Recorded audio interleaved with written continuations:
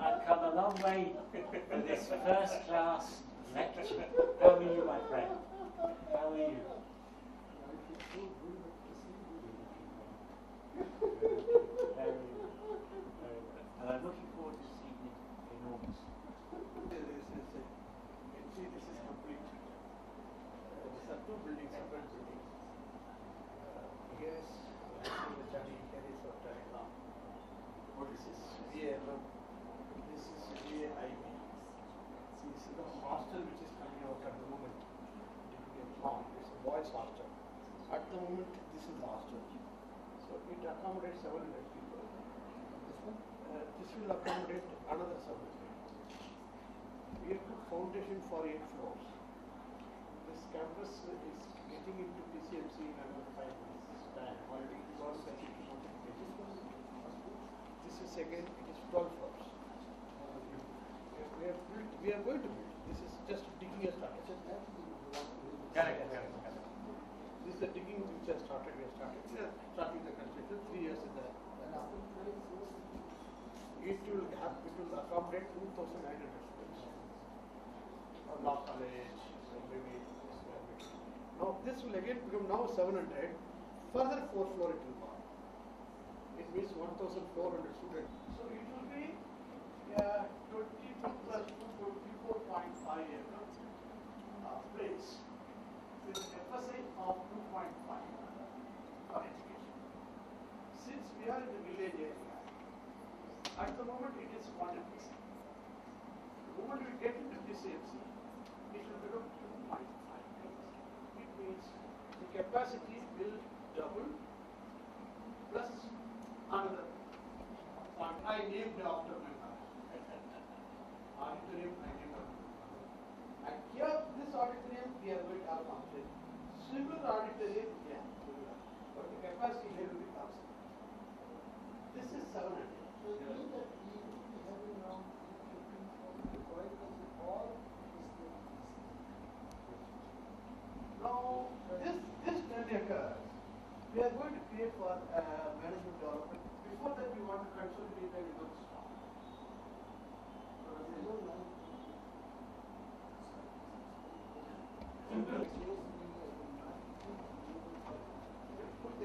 Did you go to Moses to give a lecture? Very useful. Yeah. There's a new one called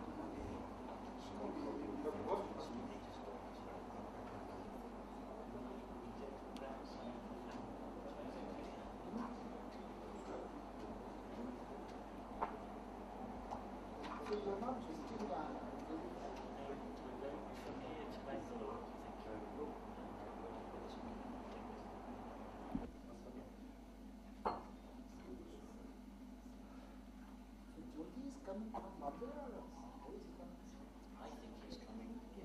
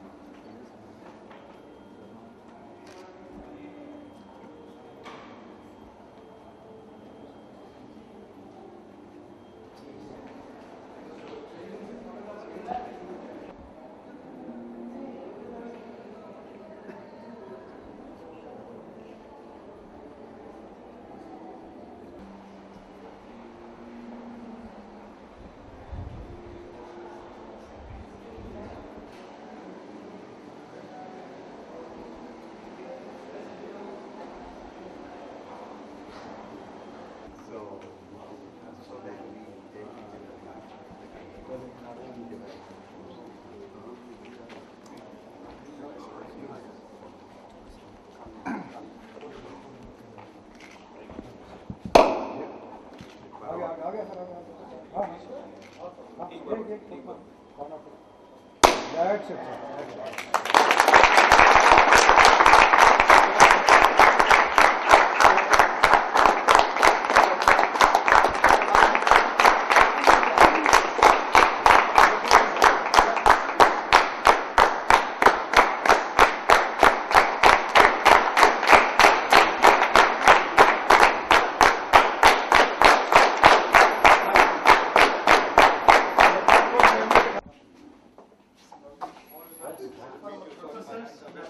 Coconut water.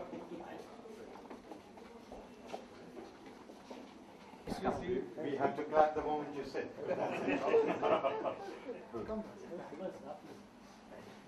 So, you're not This is the background, and your background is the total college, sir. The two buildings.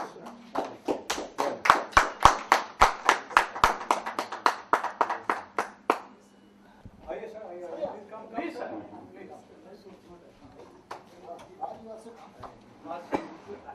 Come, sir. Why? Please come. Come, lady. Come, Mr. Norman. Please come. Please come. So we can One side. we can move. Sir. So I said we'll go now. Let the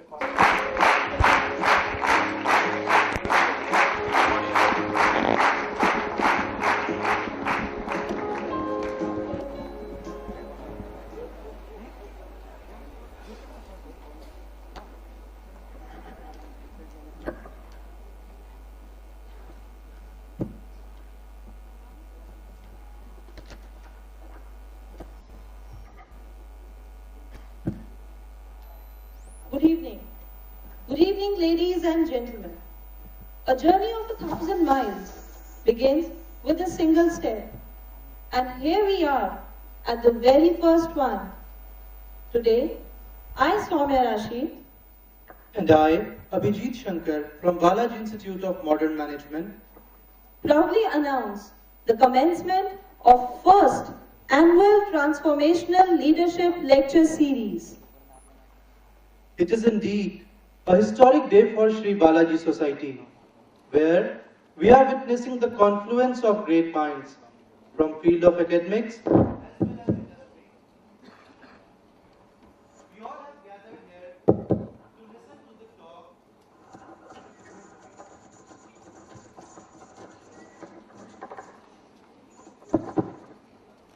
We all have gathered here to listen to the talk on transformational leadership by unmatched thought leaders of our time, Padmasree Dr. Pritam Singh,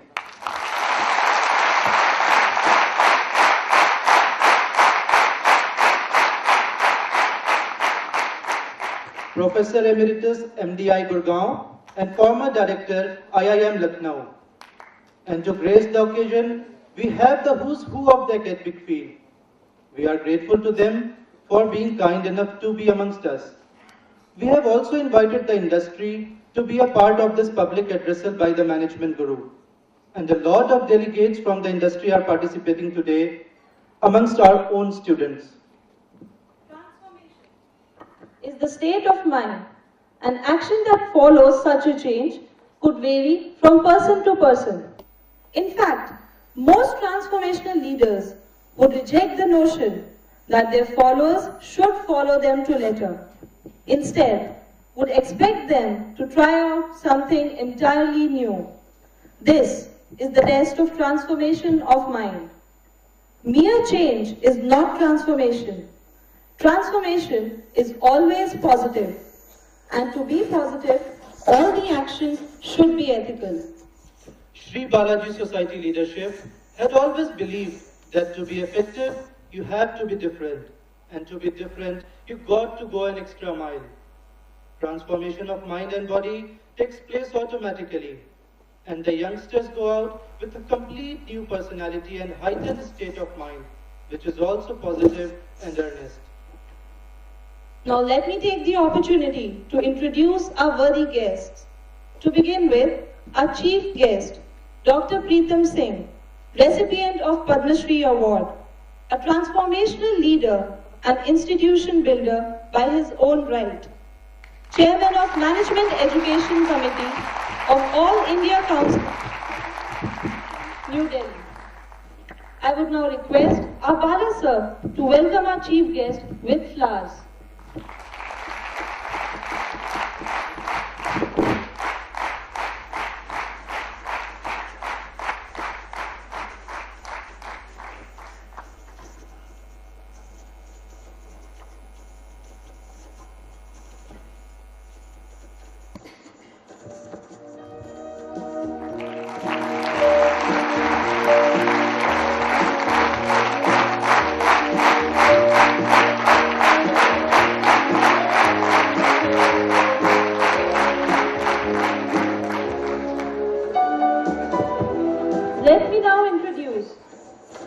our next guest, Mr. Rajan Datta, President Corporate HR, Reliance Communications.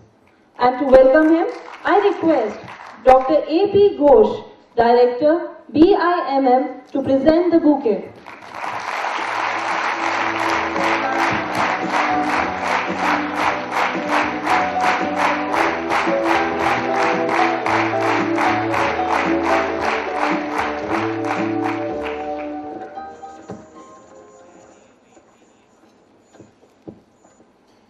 Our guest of honor for the evening is Dr. B.S. Sahai, Director, MDI Gurgaon.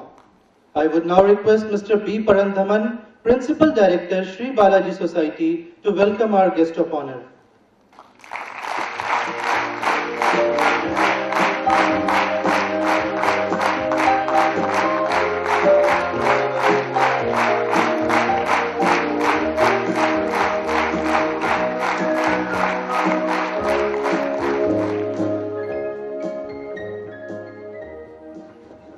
I would now introduce Dr. A.K. Sen Gupta, Director of South Indian Education Society School of Management.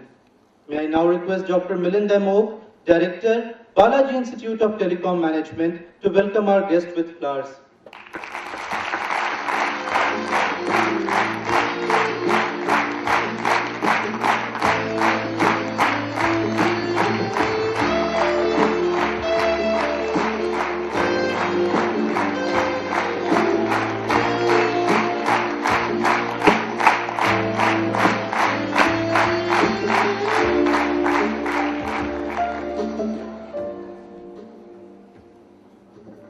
Now I would like to introduce our next guest for the evening, Professor Martin Jones, Pro Vice Chancellor, External Relations, Kingston University, UK.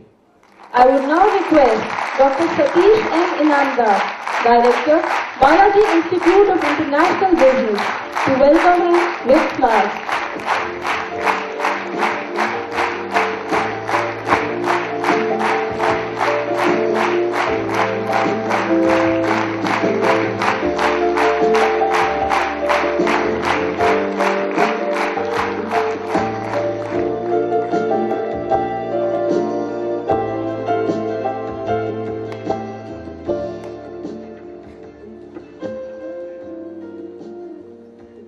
I would now introduce our next honorable guest, Dr. Debashish Sanyal.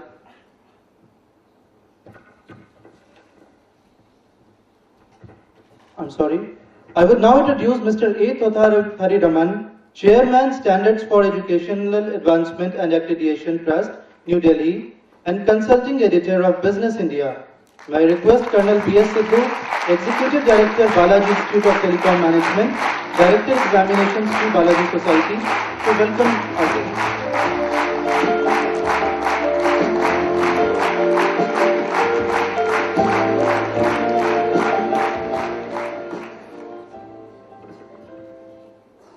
I now take the honor to introduce Dr. H. Chaturvedi, Director, Birla Institute of Management and Technical Education, New Delhi, and a founder leader at the Educational Promotion Society of India. To welcome him, I request Dr. V.K. Pandey to present the bouquet.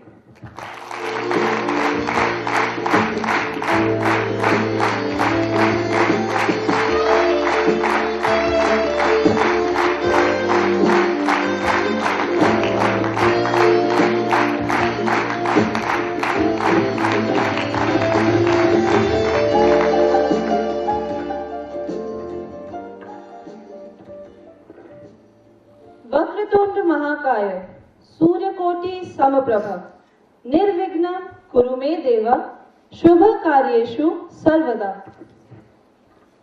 O Lord, with the twisted trunk, with the effulgence of a billion suns, always remove the obstacles when I am on an auspicious undertaking. Now I would request the Chief Guest, Dr. Pritam Singh, to light the auspicious lamp to mark the beginning of the annual Transformational Leadership Lecture Series.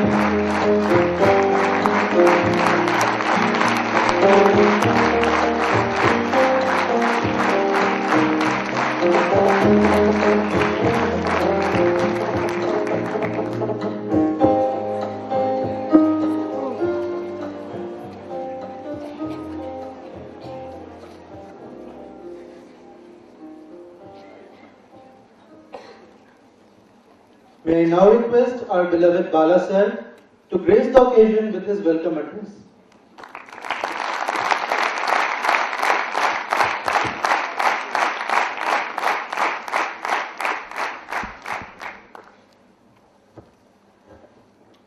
Respected Chief Guest and the greatest management guru of India, Dr. Pritam Singh, Padmasree Dr. Pritam Singh sir, respected corporate stalwarts, stars from the academic field, we are really honored by your august presence. We try to do something which can bring all the great educationists of this country to learn a bit from them and to follow their path. Thank you, Dr. Pritam. This has become a possibility, and I really thank him for this. We want to start this kind of lecture series, annual lecture series, as a regular feature as part of our social responsibility scheme. When we reached out to the industry with this addressal by Dr. Pritam Singh, the response was tremendous. 200 of them are registered. I really don't know what made them to.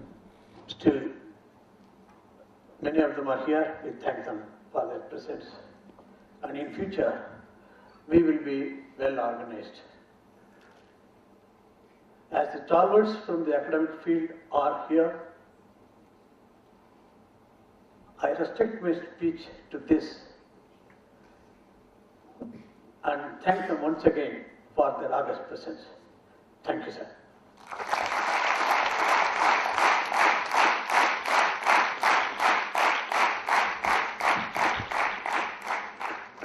May I now request Dr. Totathari Raman to introduce the theme. Sir, we are grateful to you for helping us to organize this event and to take the most positive initiative in our educational society. Sir, the floor is yours.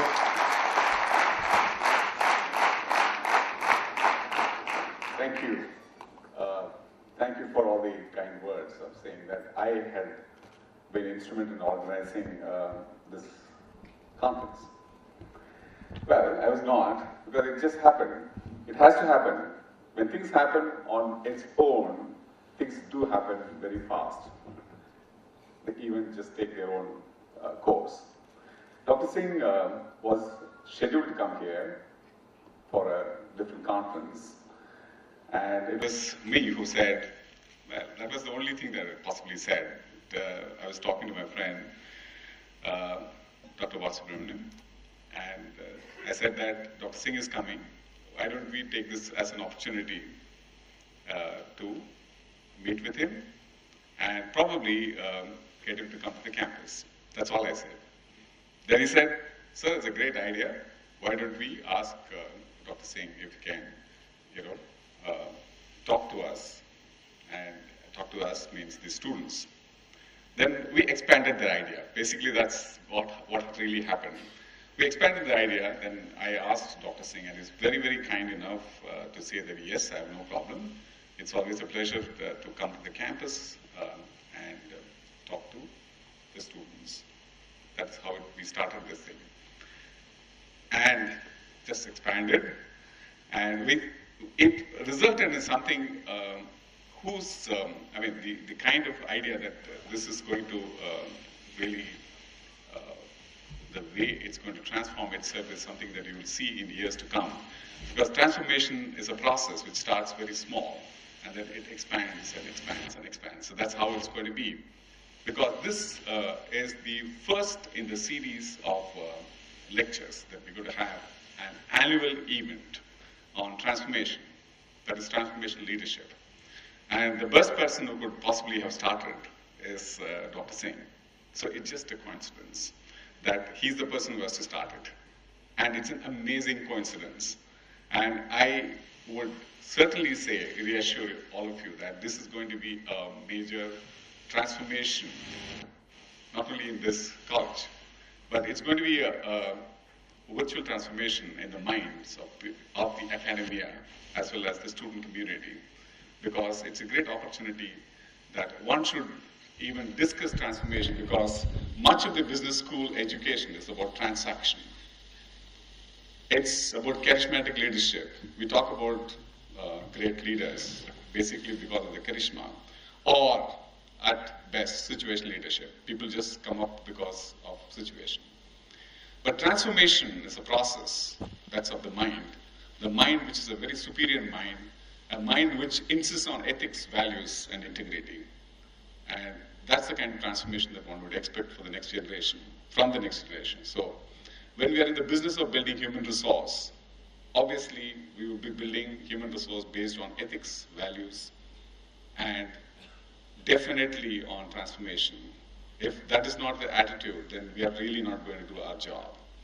So from that point of view, I guess this lecture would be a great or very happy augury that we're going to start a complete process.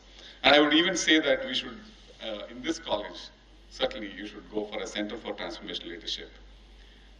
And this idea got more expanded, in a way, by the involvement of others, and at least definitely the guest of honor here, Dr. B.S. Sahai, himself a transformational leader, whose work in IMT Ghaziabad as well as MDI, the earlier stint, and now he's the director of MDI, is something which I'm sure we are really waiting to hear. And so it's virtually a galaxy of people who have done transformation as their business, really speaking. And of course, the highlight is going to be that of Dr. Singh. And we are definitely going to wait for this great event to happen as we go. So I really thank Dr. Vasubramanian and the team for giving me the opportunity to introduce this theme. I'm just confining to introducing as to how this thing happened. And let me leave it at that. And let's begin the process of transformation here. Thanks a lot. Thank you, sir. Dr. B.S. Sahai is a rising star among the Indian management gurus and one of the best known global authorities on quality management. He has blazed new trails in academic research and building institutions based on rigorous academic pursuits by its faculty. He was the Dean, Research of MDI Gurgaon before he took the leadership position as Director IMT Ghaziabad. At IMT Ghaziabad, he is remembered as one who not only expanded the scope and focus of nearly 3 decades old B School to be globally focused. His efforts were primarily responsible for IMT Ghaziabad to launch its international platform at Dubai and a truly high-quality Indian B School campus, IMT Nagpur. Dr. Sahai also brought over 30 collaborations with some of the best-known global business schools and universities during his tenure. His track record has continued at MDI Gurgaon, where he is now the director. At the helm, and in a short period of merely few weeks since he has taken over, the change is already happening at MDI. His penchant for research, international collaborations, competitive spirit of learning among students is fueling total transformation at MDI. We are proud to have Dr. Sahai among our midst. Ladies and gentlemen, put your hands together for Dr. B.S. Sahai. Sir, the floor is all yours.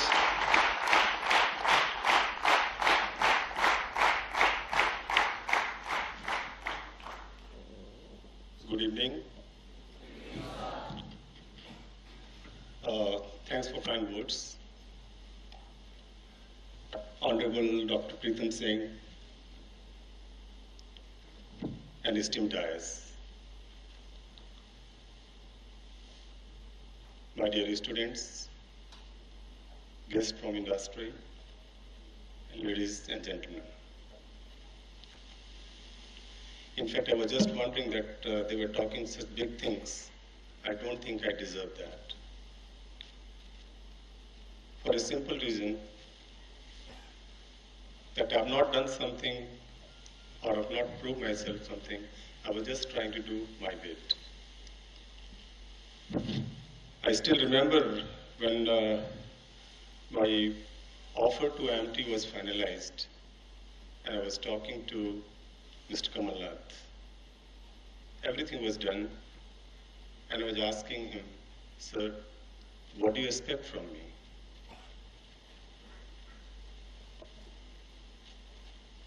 He said that, very interesting thing he said. He said that age is in your side. I want to make this school par excellence. I thanked him for reposing so much confidence in me, and I tried, and it was a collective journey. In fact, if I talk of transformation leadership or leader, he is here, Dr. Pritam Singh. Let's give a big hand to him.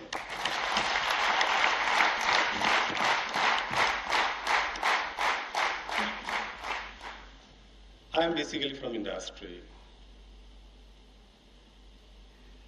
Worked for almost 13 years in public sector, private sector, and came to academics.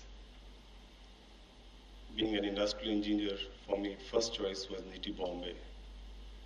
I got the offer also. I was about to join. But because of certain personal reason, I was in a dual mind. And it was Dr. Pritam Singh who asked me to join MDI. It was 1996, 24th of June. It was a very pleasant experience. People used to ask me, what do you feel about after leaving industry? Because after completion of my PhD, I took almost 2 years to decide whether I should join academics or not. And finally, I decided to join. And then after that, there was no looking backward. So I'm really thankful to the organizers for giving me this opportunity, particularly Mr. Raman and Colonel Balasubramanian. Mr. Raman was talking so high about this school, and he said that you must visit this place. It's a wonderful place. And I was equally keen to see that how a person from army has tried to build an institution. And it's a great and significant contribution to the society. But today when we talk of management education, because I've been asked to speak for a few minutes, and that is leadership in academics or say quality in business school. So I will be focusing only about how to manage or how to deliver quality in management school. And that is more coming from whatever I was doing in all these years.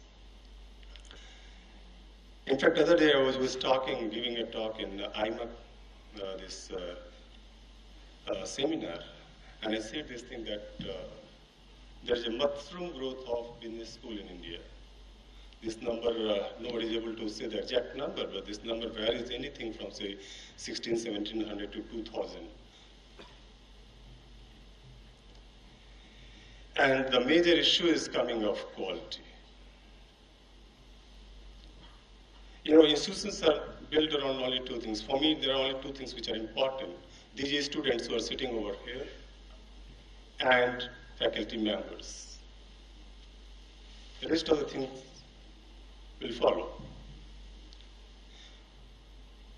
And today, the most difficult and most burning problem is probably quality of faculty members.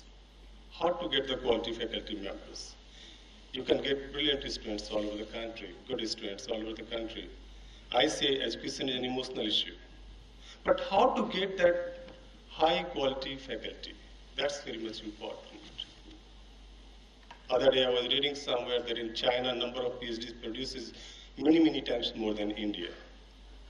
If you try to see, put all IMs together, all universities together, if you try to see how many PhDs are coming.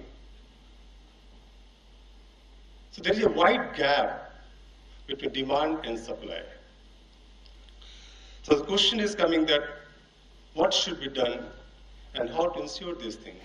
In fact, this reminds me that I was going through this World Economic Forum report. Last year I was feeling very excited. I was talking to Dr. Singh. I said in one of the seminars also he heard that in 2007, 2008, India was ranked at 8th position so far as quality of management schools are concerned in the world. 8th position. But in just 1 year time, this has slipped to 12th position. In just 1 year time, this has slipped to 12th position. The latest report of 2008, 2009, the position of India's management schools in the world is now 12th position. What has happened in just 1 year time that quality has so much deteriorated? There is something wrong somewhere. Probably we have to correct that. Because unless we talk of quality, it becomes very difficult to survive.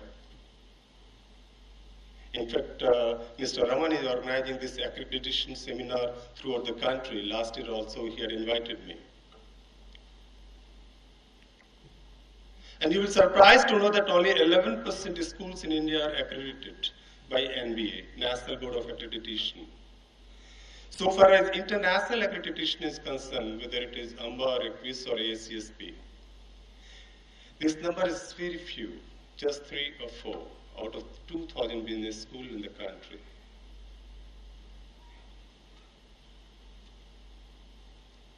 It's really a serious problem, how to deal with that quality.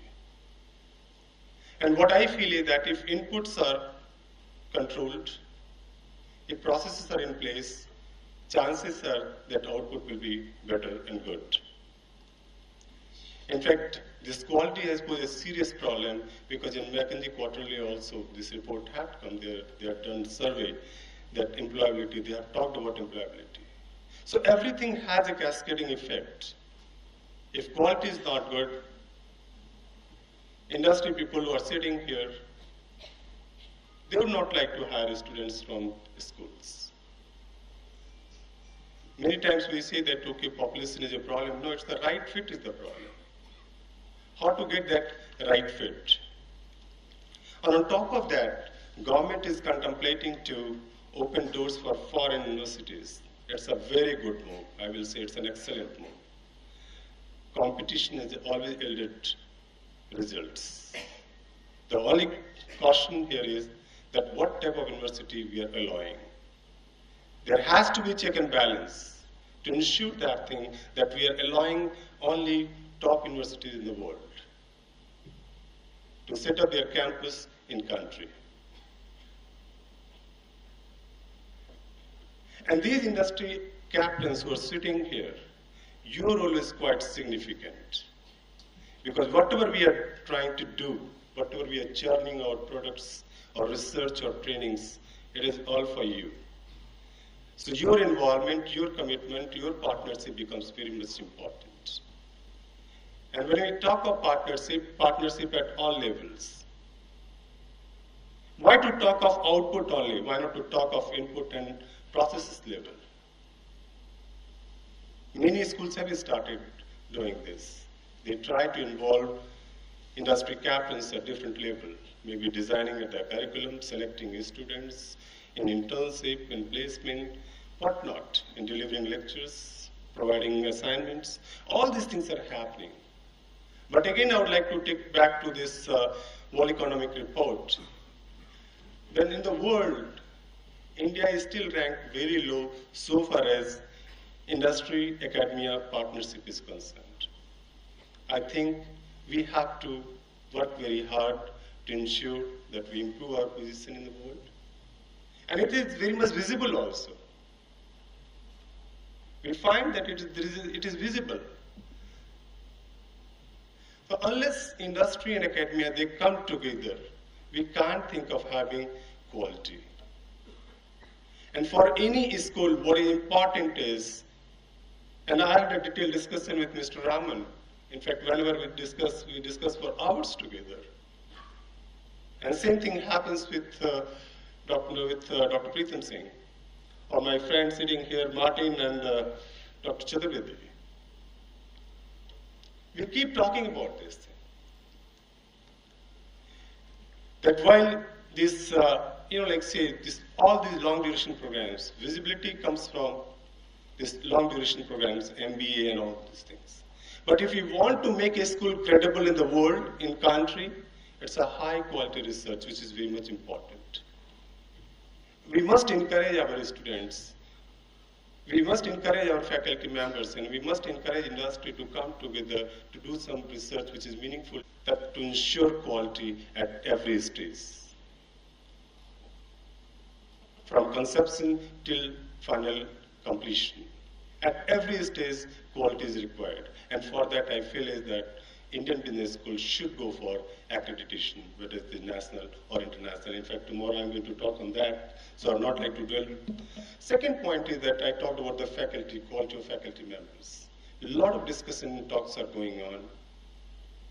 I would like to encourage industry people to come on sabbatical, join academic institutions. And it is applied vice versa also. You can't be termed as an industry professor or corporate professor. Share your experience with these students, work with faculty members. Because there is a dearth of faculty members, good faculty members, and that can be bridged only by when industry is coming forward to support the schools. And of course, academia has to support industry for doing research and all these things. Third thing is that, one of the major issues is that placement and type of salary you are getting, that becomes one of the indicators. And that is really a matter of great concern.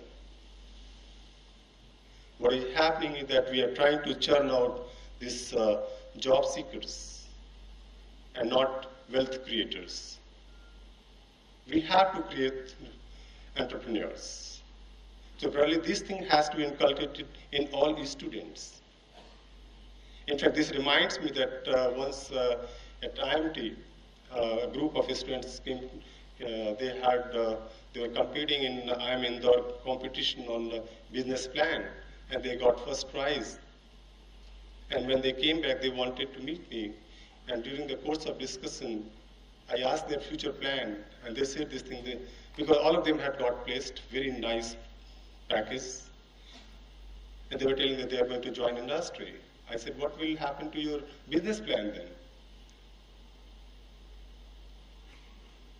So probably time has come that, all these young minds, you are the future of the country.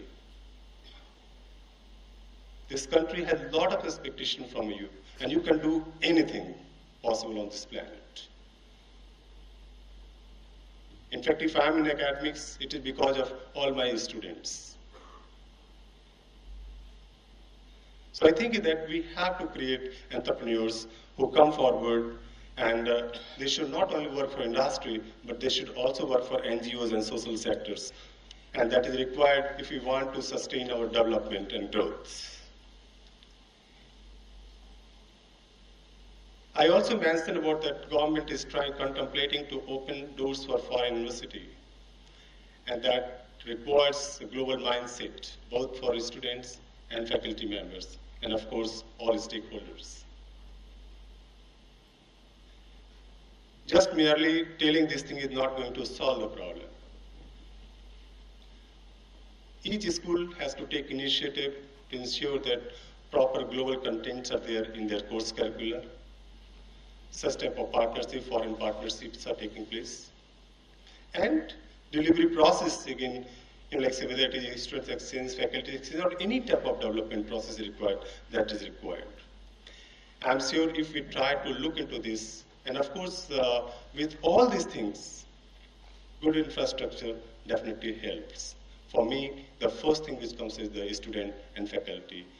And with the support of industry, I'm sure that we can create a better school, a better managed education system in the country.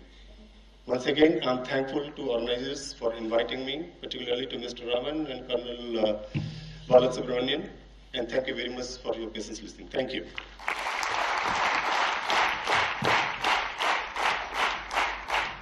Thank you, sir.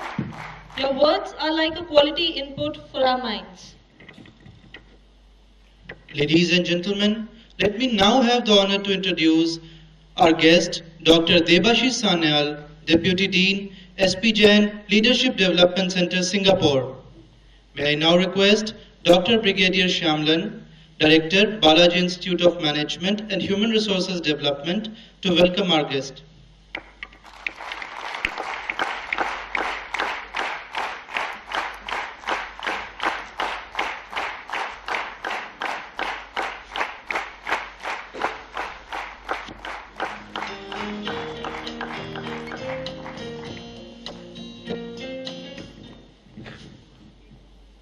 Professor Martin Jones, Pro Vice Chancellor, External Relations, Kingston University, London. Professor came to Kingston University from the University of Kent, where he was the director of the business school. Academic appointments have been at the Royal Military College of Science at Srivenham and at Cranfield School of Management, where he was director of the MBA. Prior to this, he was a colonel in the British Army. Sir, we would like to hear a few words from you.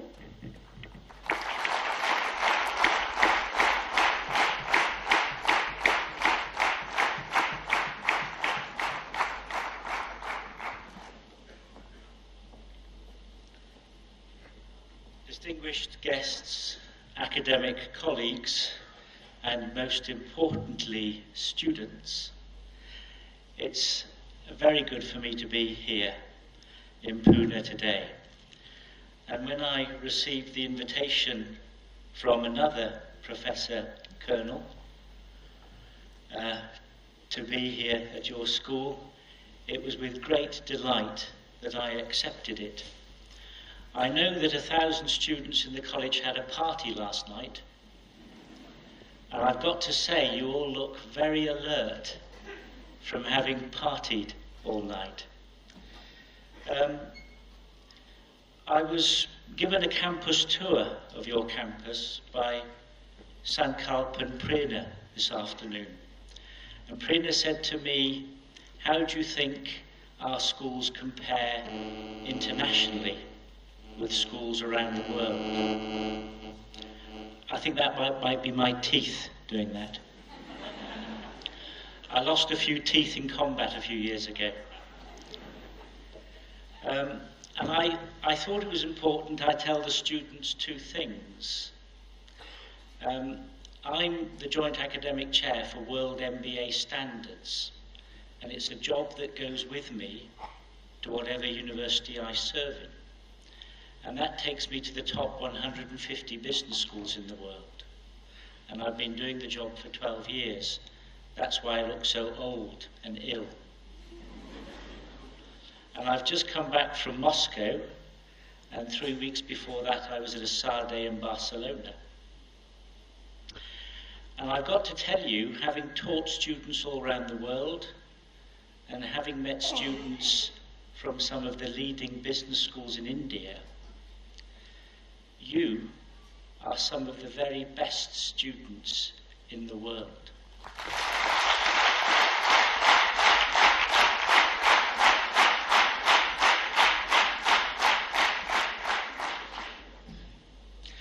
And the second thing I should tell you is, having toured your campus today,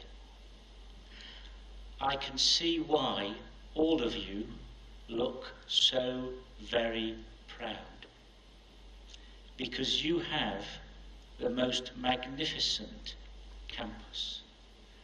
And it must be a great privilege to be part of this community. And from one Professor Colonel to another, I would like to congratulate him on what has been the most visionary and remarkable example of transformational leadership.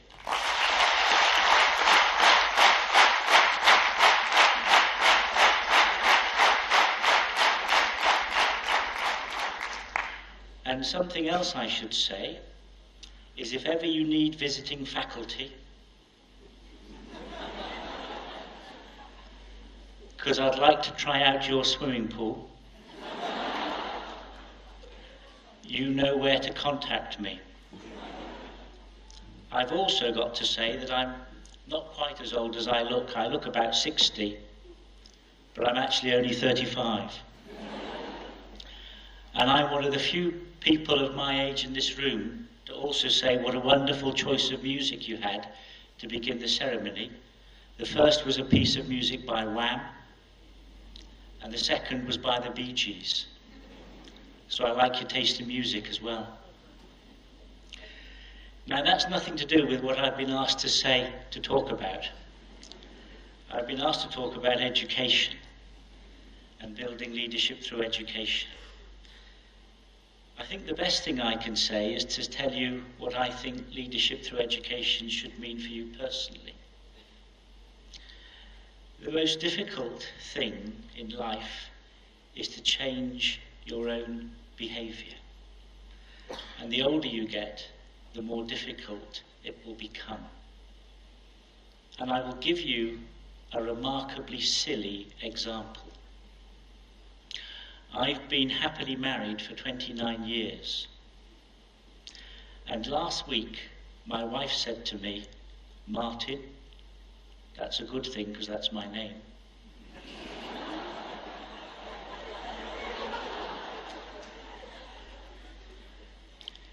She said, "Martin, you always open the fridge door on the side. You never ever use the handle." And she said, "You've never used the handle in 29 years. Now, she'd have to explain to you why it took her 29 years to tell me.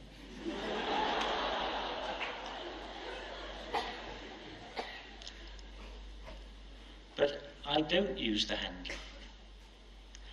And that's why we have to buy a new fridge every year, because the seal breaks. And I never knew that. Now each time I go to the fridge, I stand in front of it and I have a deep psychological battle. Now if it's so difficult for a professor to change his behaviour on opening a fridge, just think how difficult it is to change your behaviour when you open your mind. And so all I can tell you in terms of education and leadership is that continue to invest in your education. It's a process, not an event. Make sure that you trust people and open your minds to change. And above all, don't forget your old friendships and your old school. Because the investment you've made here and your academic staff have made in you was the very best decision you've made to date. The second most important decision is when you marry. Now I want to tell you a very short story about my dear friend Pritam Singh. And I'm not going to embarrass him, but This is a true story. I was in the Academy of National Economy 8 days ago, and I was asked in a big audience like this who I thought the best deans of business schools in the world. And I said there are two names: Santiago Iguinez, who is the Dean of the Instituto de Empresa in Madrid, and Pritam Singh.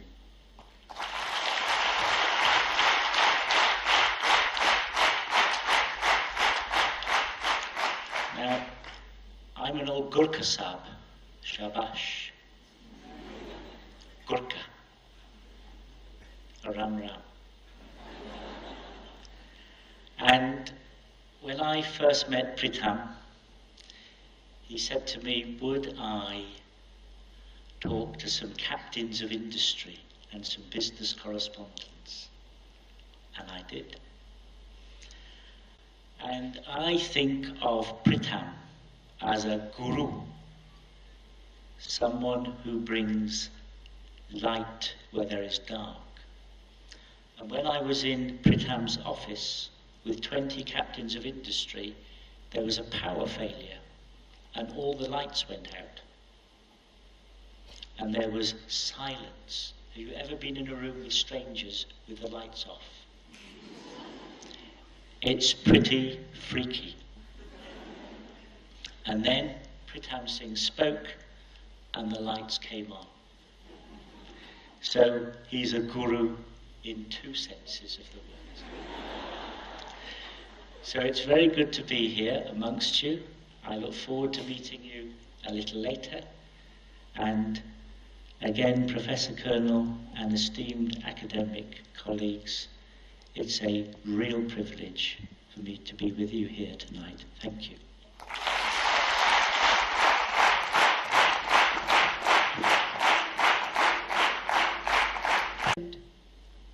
Dr. Sengupta was also the former director of National Institute of Bank Management, Pune, and also the director of SP Jain Institute of Management and Research, Mumbai. He has authored 5 books on management and has more than 50 research articles to his credit. SEAA Trust is privileged to have Dr. Sengupta as the chairman of its advisory board. Sir, the floor is all yours.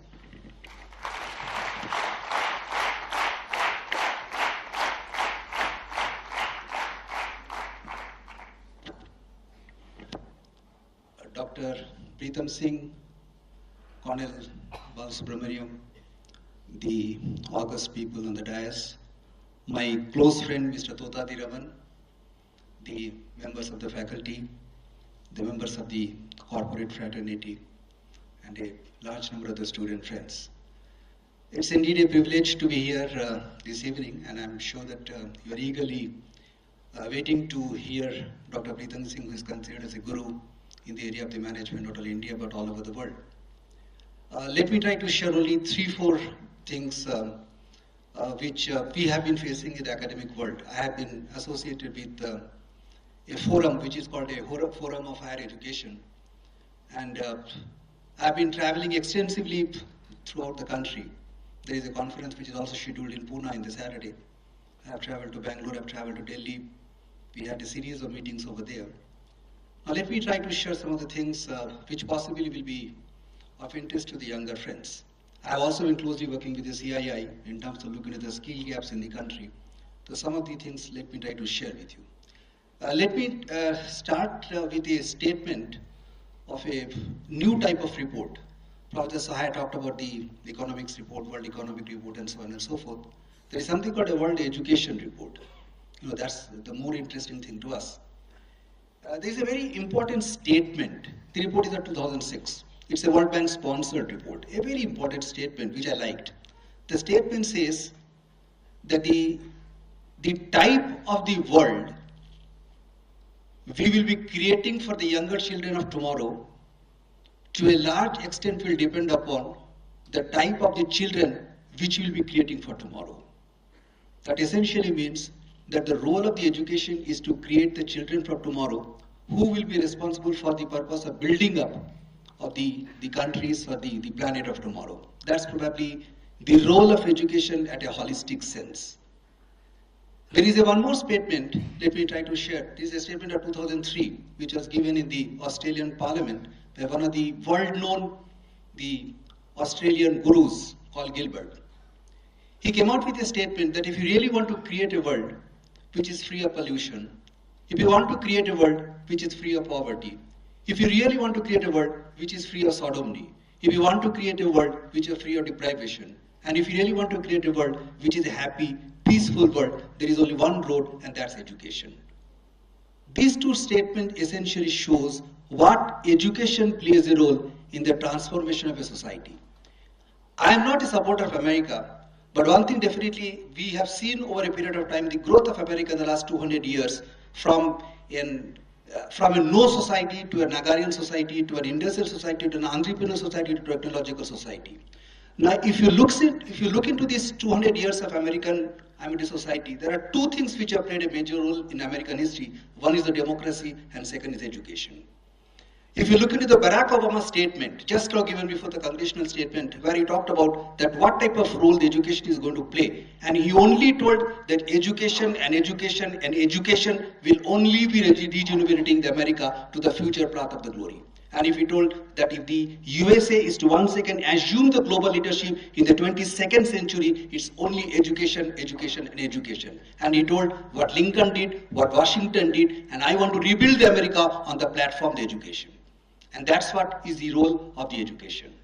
I have been more associated with the higher education, and I'm really pained to see, because higher education is the fora of education which essentially should have a very strong sense of backward education, with the backward integration with the primary education and the secondary education, and a forward integration with the corporate. And both the places there is a lot of vacuum. We had a meeting with the QCI, which is the Quality Circle of India, a couple of days before in Bombay. And we discussed that we were talking about the transformation of the school education, the college education, and the university education. And we came to a conclusion that unless and until there is a transformation, and that to radical transformation in the school education and in the college education, there cannot be any possibility of transformation, in particular in the management education. Because they are completely integrated fold to one another. And therefore, what Mr. Kapil Sibal is trying to say possibly, it is a well-nodded move that is trying to transform the India, not from the higher education, but from the plateau of the lower education, and that's the primary education, secondary education, that possibly is the right approach. Two things, and which are very, very, serious things which are happening all over the world. I'm sure you must have heard the Harvard Business School. I'm talking about the student friends. Harvard Business School got started in 1908. 2008 was the centenarian celebration.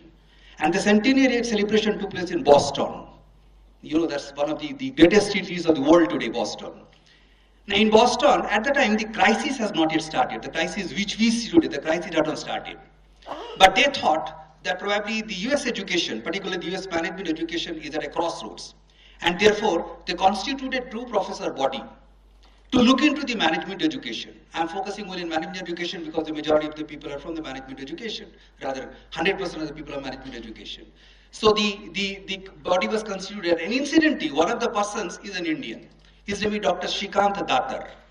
Dr. Shrikant Datar and one of his American colleagues from the Harvard Business School, they took up a study for about 2 years, and they tried to look at what's the problems of the management education, why management education is being criticized so much, why people are talking about that management education needs a re-engineering, revealing, and so on and so forth. Now, the book is very shortly coming up. The book will be published by Harvard Business School publication somewhere in March, April 2010. Dr. Shrikant Datar recently was in India under the auspices of the Harvard Business School India Research Center, which is funded by Mahindras. And we had a very closed-door meeting. Incidentally, I was privileged to be one of the few people to be present in the meeting and listen to the presentation of Dr. Datar.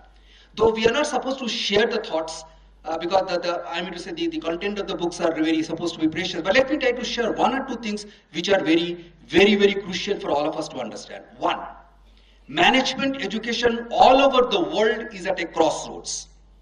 Two, barring 30 to 35 top-ranked global schools of the world, everywhere. Management education, number of applications, there are exceptions like India, that's a different thing.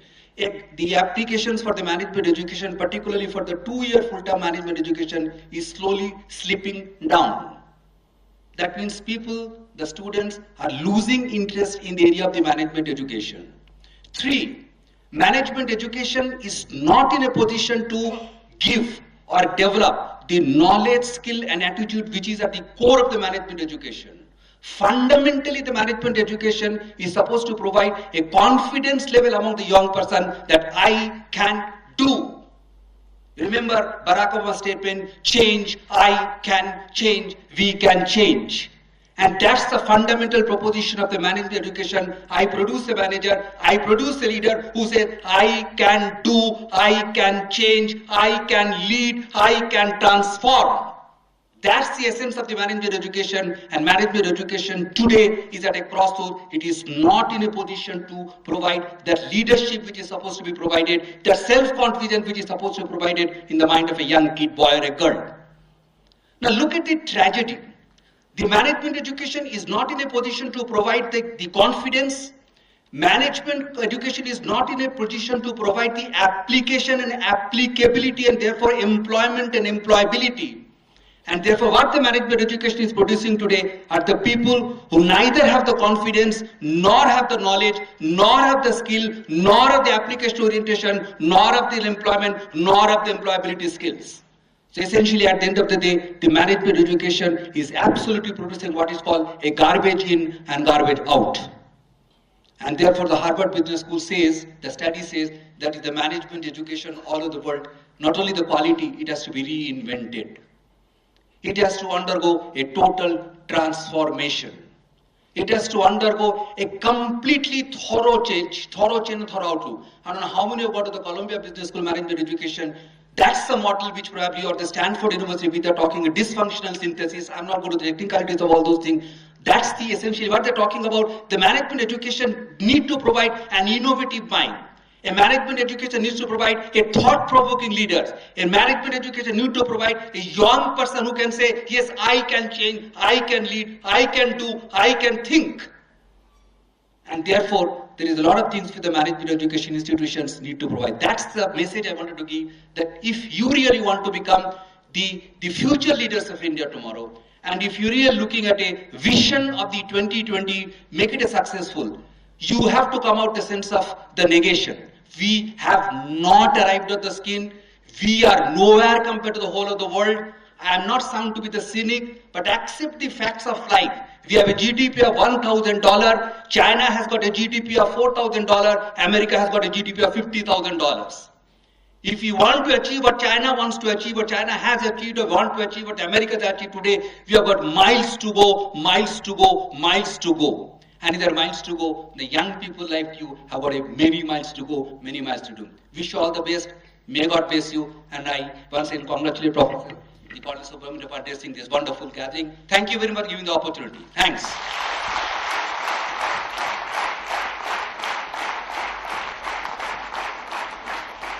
Thank you, sir, for enlightening us with your thoughts. Ladies and gentlemen, an eminent personality who is described as the change master with a Midas touch is amongst us today. Our chief guest for the evening, Dr. Pritam Singh. Sir is a rare leader who could combine the flamboyance of a global management practitioner with the earthy wisdom of an outstanding management teacher, a transformational leader and institution builder by his own right. Dr. Singh transformed both IIM Lucknow and MDI Gurgaon and made them world-class institutes of management, while at the helm of these two institutes. Described as a change master, Dr. Singh has been transforming all the institutions he served in his long stint of professional career, which included Administrative Staff Training College, Hyderabad, IIM Bangalore, MDI Gurgaon, and IIM Lucknow. His penchant for transformation has found a new meaning with his association as the chairman of Management Education Committee of All India Council of Technical Education, New Delhi. As board member of nearly 100 institutions of the country, he has actively initiated and enabled the transformation process in the corporate world.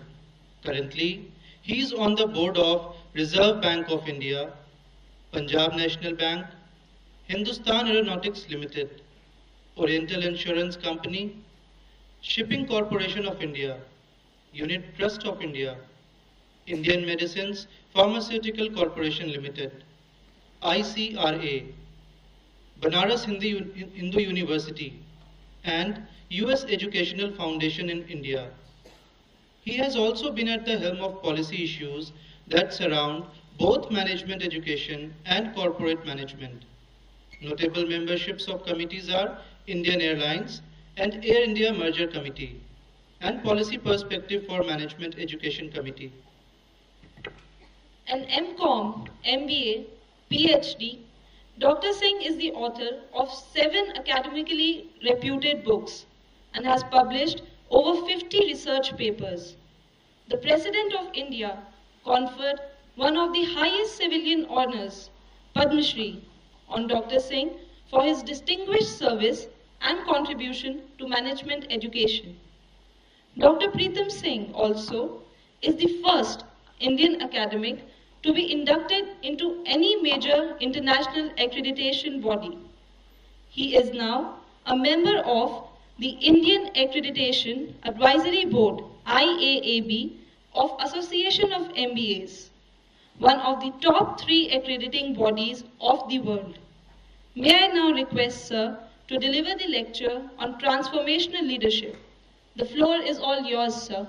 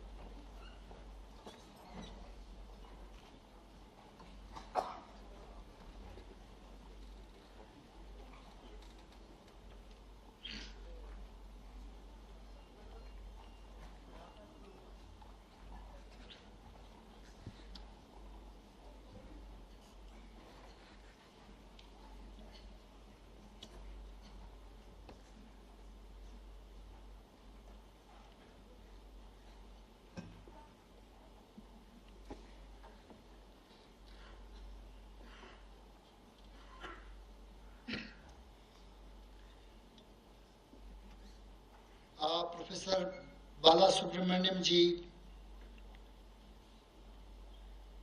my director, Professor B.S. Sahai, a man with full of passion, great dream and great vision, Professor Martin John, Rajan ji, Dr. Harvansh Chaturvedi, Professor Sanyal, very distinguished members from the corporate world, dear students. Before I start sharing some of my random thoughts about the leadership, let me say a few words about Bala and Martin. Let me say a few, first of all, about Martin. Someone asked a question to Gandhi that who is a great person? Someone asked a question to Gandhi that who is a great person? And Gandhi's reply was fascinating, very meaningful and extremely exciting. And Gandhi made the statement, the person who makes me feel I am a great person, he is a great person. That's the quality of Martin.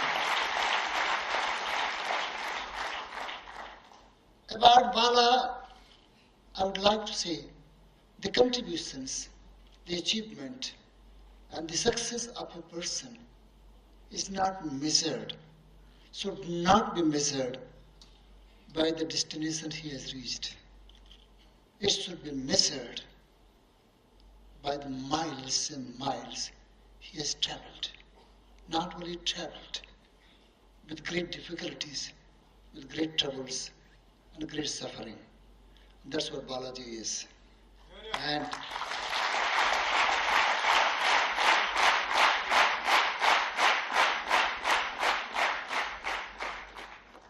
dear students, you are extremely lucky that you have got a great Acharya like Bala here. And I think that in the Indian tradition, if you think about the gradation of the professors, we call them Adhyapaka, and then we call them Upadhyaya, and then we call them Acharya, and then we call them Guru. Balaji is one who is Acharya as well as great Guru, and I think that he is the role model for all of you to think about the contributions, to think about the achievements, to think about the journey, to think about the odyssey in your life. Having said that, let me come back to transformational leadership. The perennial quest of humanity, if you see the perennial search, the perennial quest of humanity has been around 4 parts. The first quest has been the quest for truth. And that's why we say, Asto ma sadgame. God, help me to move from non-truth to truth. Because Gandhi made a very powerful statement, God is truth, not truth is God. So the one quest of humanity has been moving from non-truth to truth. And that's why Asato Ma Satgame.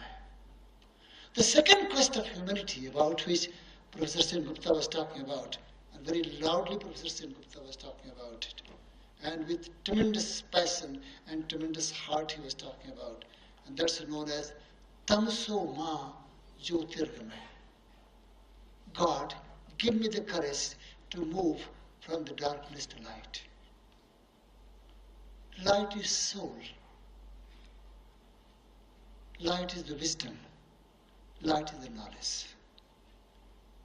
The quest of humanity has been from the dark cave to the cave full of light and all that. That's another kind of journey. That's another kind of odyssey.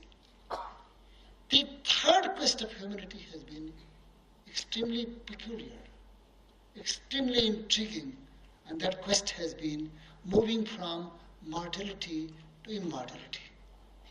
And that's why when Dharmaraja goes to Yudhishthira, when Dharmaraja goes to Yaksha, and Yaksha asks a question, Kachavarta and Kimasharyam, what is a great wonder? What is a great surprise? And Dharmaraja says, I see dead people dying in front of me, but I don't want to die. There can be no more surprising than this phenomenon. But still, the quest of humanity has been to move from immortality, from mortality to immortality. Nobody would like to die and all that. And we shall come back in the latter part about how you can become immortal human being. The fourth quest, and the quest continues even today, and the quest has been about searching a great king, searching a great leader. Go to Ramana, and when Ravana was lying on the deathbed, Rama asked Lakshmana to go and learn something about the dharma, duty, and the role of a great king. Same thing happened in Mahabharata. When Bhishma was lying on the deathbed, Krishna told all the 5 Pandavas, go and ask a question about dharma and about the role of the great king. The search still continues. You'll be surprised to know that 67% writing in the management field has been around the leadership. 67%. The climax of any discipline could be operations, could be marketing, could be finance, could be IT, could be communication, could be aggressive behavior. The climax is what? The convergence, the confluence is nothing but leadership. The great marketing guru, Dr. Jain, who is the Dean of Kalagi School of Management, he has become the leadership professor now.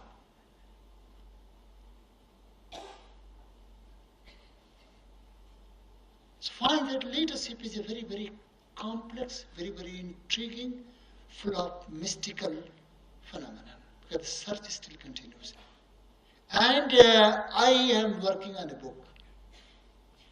It's a fascinating book. It's known as In Search of a Leader.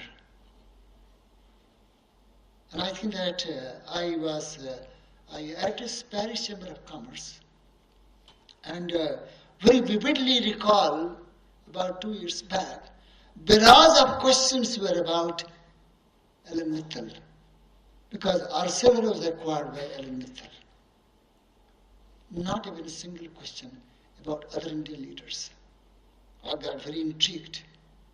Even in the classroom situations, when people talk about the leadership, people talk about Jack Welch, Percy Barwick, Larry Bassett, Bill Gates, Steve Jobs. No one talks about many Indian great leaders who may be galaxy,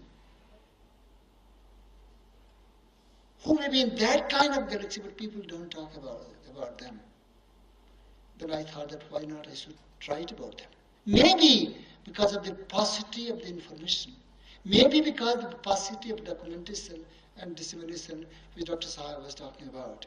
Dissemination is important, and that's the responsibility of the professor. So that's why I picked up 7 great leaders of India. One of the great leaders has been Kumar Mangalam Birla. At the age of 27 years, he inherited a great empire. You can imagine at the age of 27 years when his father died. The second person whom we choose, that has been A.M. Nayak. And third person which we chose, K.V. Kamath, ICICI. And the fourth person we chose, and that was Sajan Jindal, you know that. And fifth person, Airtel Sunil Bharti Mittal. And sixth person we chose, and that has been Damodaran, former CB chairman. And the seventh person we chose, Kiran Majumdar Shah. I thought that I should have at least one woman leader so that people should not blame me for being gender biased person. I asked a question while I was writing this book and all. I interviewed about, through a structured questionnaire, I asked this kind of question to 490 persons. What are the 5 greatest crises of the contemporary world? 5. I'm going to read you about those 5. The first contemporary crisis of the global world has been leadership crisis in all walks of life. Dr. Saha was talking something about. Even if you go in the academic world, you start asking a question, give me 20 names who are the great leaders, who are known for their contributions, who are known there for their exciting work. You may start scratching your head. You may not get more than 5, I know that. And 486% said that, out of 490. The second crisis, again if you see, linked with the first one, and that has been ethical governance. The world over, the crisis which you are experiencing, it's a crisis of not the mind. It's a crisis of ethical governance. The power of mind has heightened enormously. I'm not very sure the power of soul has also heightened. So you see the crisis of soul. So when people talk about the crisis of governance, it's not the crisis of power of mind. It's a crisis of power of soul. And that's where the Oriental wisdom can give something to the Western world. When Western world talks about education, they talk about heightening the power of mind. When Oriental wisdom talks something about education, Oriental world talks about the power of soul along with the power of mind. How to integrate the power of soul and how to integrate the power of mind, that's extremely great challenge in front of management education in this country. The third one they said, and that was said by 482 people out of 490. The third one they said, water crisis. And Padmasree made the statement, perhaps Third World War would be fought around water. And I think that this was said by 470 persons out of 490. The fourth crisis they feel, and I think that it's extremely terrifying, extremely perturbing, and extremely disturbing, that is terrorism. Some people say, what is terrorism? Which is terrorism of weapons or is it terrorism of mind? Perhaps it's more the terrorism of mind than the terrorism of weapons. And that's why, how can we bring down it? The whole world is talking about, perhaps purification of mind is extremely important. And that was said by 468 persons out of 490. Global warming has been another crisis, and you know that Hillary Clinton is here and the whole world is talking about what should be done about. That was 462. And that's where I think that Singh Gupta he was talking something about the education. I think that are we educated, are we literate? Many times I have seen a PhD person is not educated, he's illiterate. He's not educated. Education is something very different than the literacy. Acquiring the degree is not the education. It may be literacy, you know that. How you students, future leaders of this country can move from literacy to education, and that's a great challenge, you know that. Having said something about the crisis of leadership, let me talk something about the context, you know that. Centuries and centuries back, Buddha made a very powerful statement. He made a very extremely powerful statement. It's a context that determines the relevance of strategy, the relevance of action, and the relevance of behavior. It's a context. Strategy per se doesn't have any relevance. Action per se doesn't have any relevance. Behavior per se doesn't have any relevance. It's a context that assigns meaning. It's a context that provides meaning. So was said by Chanakya, by Machiavelli, Aristotle, Plato, and of late, the great guru of management by Mintzberg. That's why understanding context is important. I'll talk quickly about 5 contexts. Once you understand the context, then you will understand both the relevance of leadership, the relevance of competency, the relevance of behavior, then you can understand and you can really appreciate. The first context which I see is an interesting context. Very intriguing context. Not only interesting, very intriguing context. I remember my 7 years of stay in America. And you drive on the American highways. You've got a large car, sedan car, driving about 150 miles. You know. The horizon is very clear. No anxiety, no fear. That was the business scenario. If you think about 15 years back, that was the business scenario. Like driving sedan car on American highway. No anxiety, no fear. Driving was full of pleasure, extremely relaxing. And when I saw the carpet board in India, I could also see that. Life was very relaxing. Life was not so painful. When I see my children today working till 2 o'clock and 3 o'clock, and sometimes 4 o'clock, sometimes even without sleep, working up to 6 o'clock, and instead we're going to office.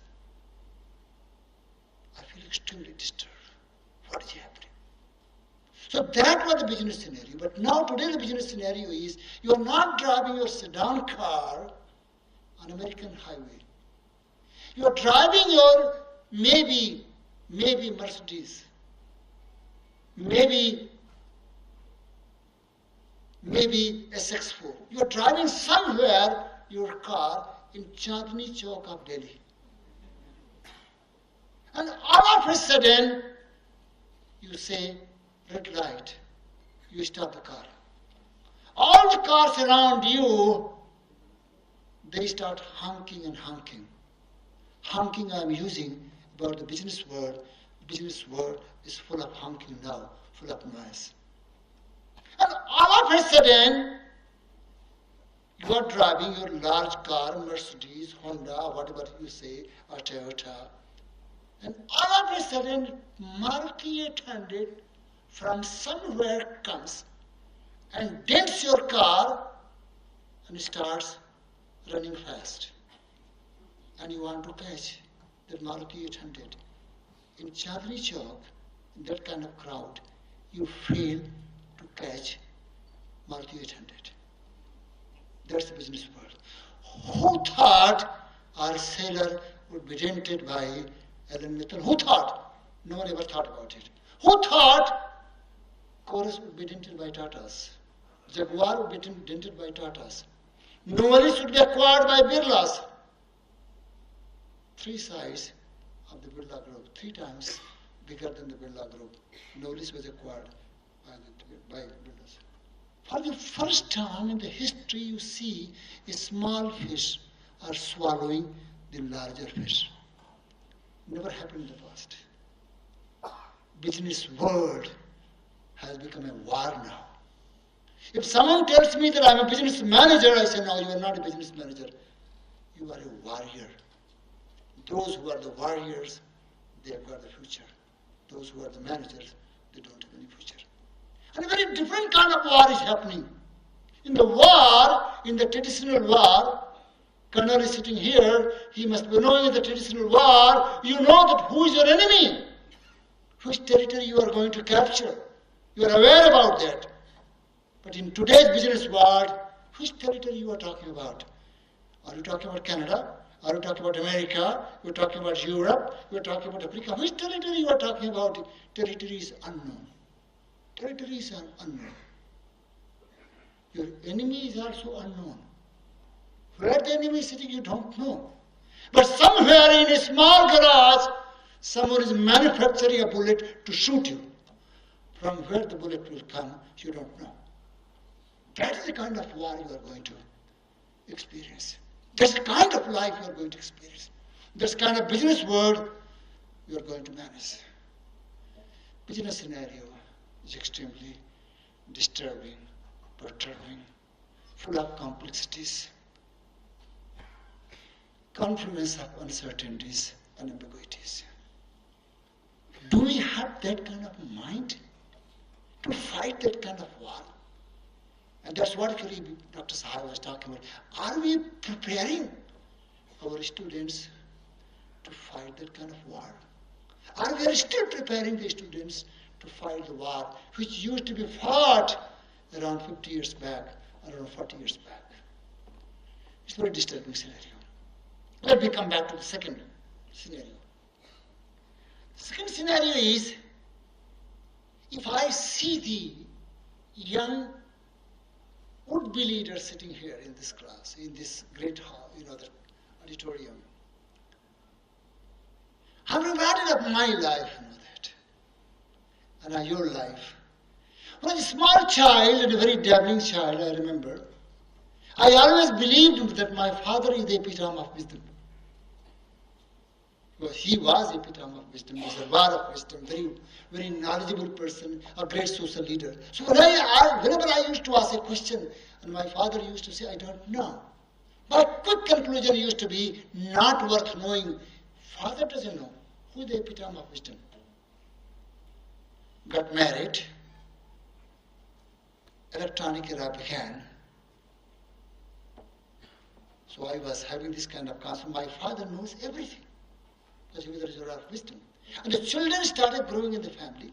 Electronic era began, and because of my dabbling nature, I'm not an engineer. So I started buying all kinds of electronic gadgets in the family. But because of my nature, I used to fiddle around. And I remember very well, I must have spoiled about 2-3 televisions, 2 or 3 cameras. And whenever I used to touch those electronic gadgets, my wife used to say, don't touch it. I know that you will spoil it. However, one day I heard my youngest son talking to my wife. I heard one day my youngest son talking to my wife that, Mom, you'd be glad to know. Mom, you'd be glad to know that even Daddy knows how to operate these gadgets. So from Daddy knows everything to even Daddy knows. I saw that transition. From Daddy knows everything, even Daddy knows.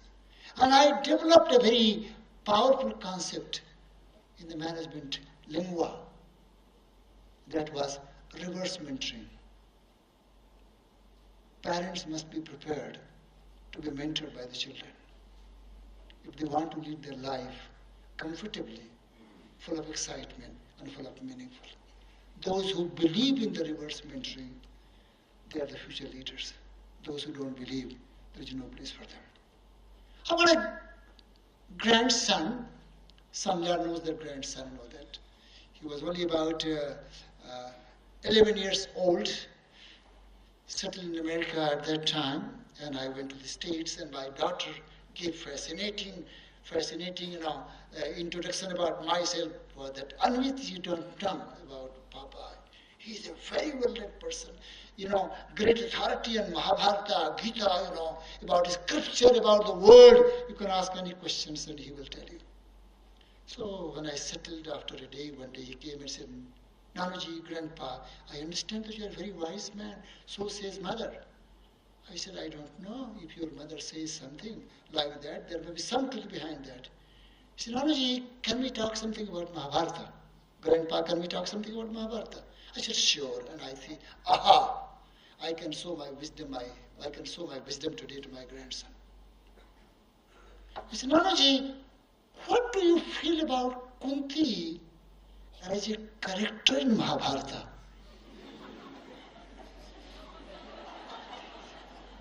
And believe me, the way I am looking like this, I started looking like that, that.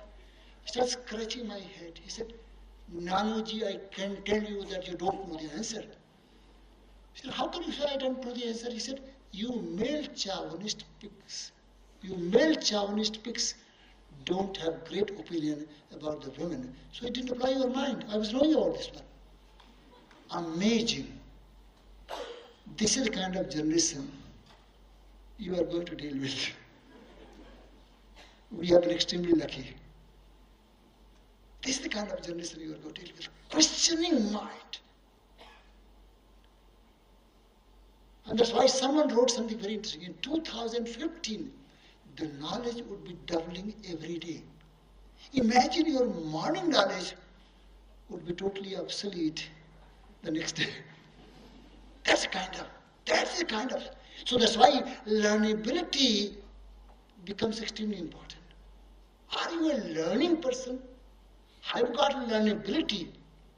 Because employability would be questioned every day. Imagine. Those who have got learnability, they've got a great future. Those who don't have learnability, no future. Another thing that comes very interesting, I think that I would like to say one thing very interesting. There is tremendous crisis of role modeling. In the leadership, there is no crisis of knowledge. There is no crisis of prescriptions.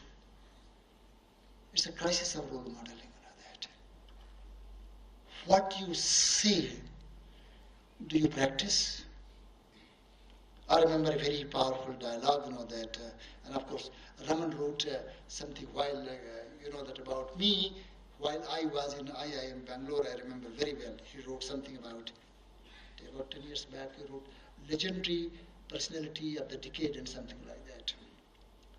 So, All the faculty members were extremely disturbed and very heated discussion in the faculty council. These students, very arrogant. They have forgotten all the mannerism.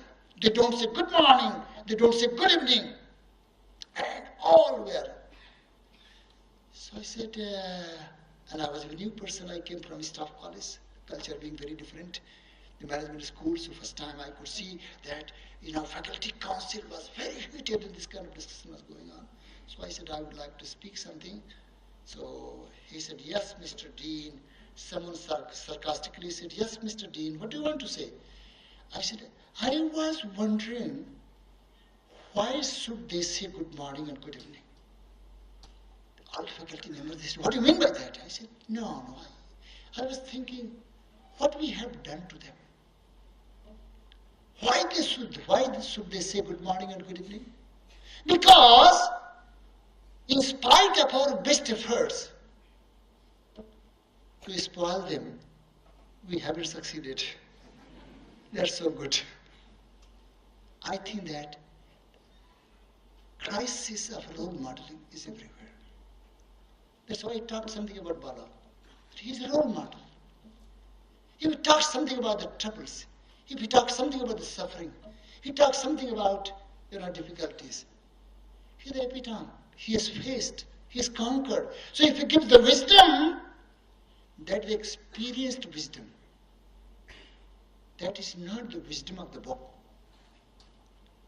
So I think Sengupta Sahab, I think that you were talking about, Dr. Sahai, the greatest crisis in the area of management education is what?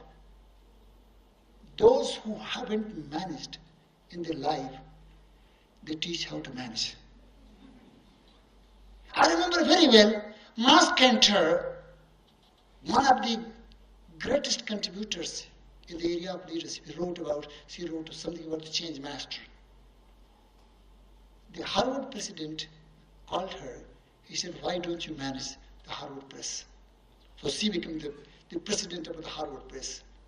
And what a mess he could create. Somewhere, what Dr. Sahai was talking about, the crisis of leadership is not the crisis of intellect. The crisis of leadership is the crisis of non-integration of intellect with action. How to combine, how to integrate. That's why Vivekananda made a very powerful statement, thought without action doesn't have any value. Thought without action doesn't have any value. And action without thought is a futile exercise. How to bring action and thought together in the management world is a great crisis. And Martin, I think that we should think about that one. How to bring the action component in the management education. That's why most of the professors in Harvard, and Benis wrote a very fascinating piece, we are competing with professors of mathematics, with the professor of physics. So quantitative understanding has become the hallmark of being intellectual. I'm not very sure about it. And that's why most of the mathematicians, whenever they have been put at the leadership of the academic world, they create a tremendous mess, only mess. Because management is not quant. Management is something very different. And that's why even I have serious doubt about the CAT. Whether we are selecting right kind of people or not right kind of people. Because mind is not the leadership. The power of mind is not the leadership. Leadership something is much more than that. So I'm very critical about the whole quant part, about the whole CAT part, that needs, and that's what Dr. Sai was talking about. How to integrate thought and action. And that's where the industry people can play extremely important role. We can also play extremely important role. Why? Because in the field of physics, in the field of mathematics, there is a forward integration. There is a theory and there is action. There is a theory, there is action. In the management field, there is action, then there is a theory. There is action, and again there is theory. There is a backward movement. I think that's why when Dr. Sahai wrote the first book, Manufacturing Practices, in the corporate world. Even today, that book is quoted as a Bible and Gita. Because people are more keen to know something about the practices. Because from the practices, we derive theories and all that. So I find in the management field, the research is other way around. We all are busy in building quantitative model. The whole subprime lending in America is what? Derivatives. You go to derivatives, you go to great mathematical, some fellow was talking about these young fellow used to come with all the mathematical formula and those kind of things. I was knowing that I don't understand anything, but I didn't have courage to say I don't know. So that's why I said, go ahead and do it. I think that the crisis in the financial world has been the crisis of all mathematical modeling. No one could understand the implications of that mathematical modeling and all that. So that's why how to integrate thought and action, how to integrate mind with action, that's extremely important. Having said that, let me come back about two things more, about the world has become a seamless world. The seamlessness word also talks about seamlessness of mind. It means what?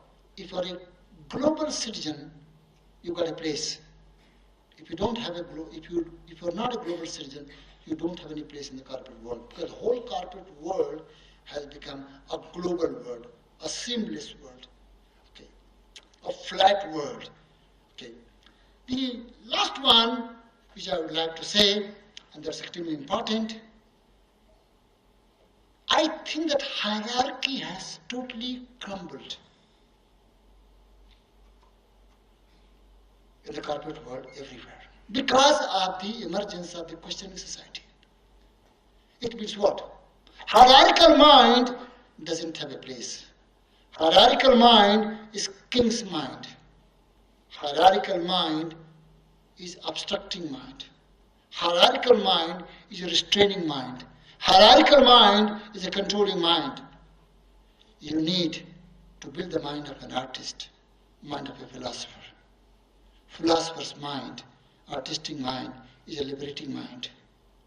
In the annals of history, the change and the Renaissance has been brought not by the kings. It has been brought by the artists, by the philosophers, by thinkers, by the writers. Are you also building the mind of the philosophers, the mind of thinkers, the mind of the artist? If you are building, future belongs to you. Having said that, let me try to quickly talk about, because I would also like to give you some time, if you can ask questions.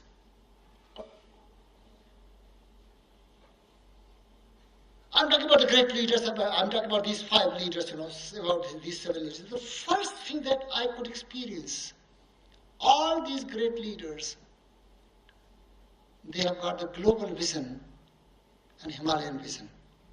Not only global vision, Himalayan vision. They think about the world, they think about the business as a global business. Kumar Mangalam Birla, Sachin Tendulkar, Kiran Mazumdar Shah, A.M. Nayak, K.B. Kamath. One thing, even Airtel, Sunil Bharti Mittal, thinking of acquiring MTN. Can you believe it? Globe is the arena. I asked a question to Mr. Sunil Bharti Mittal. Why such a large vision? Why such a global vision you are talking about? You are using the word Himalayan again and again. He said something very interesting.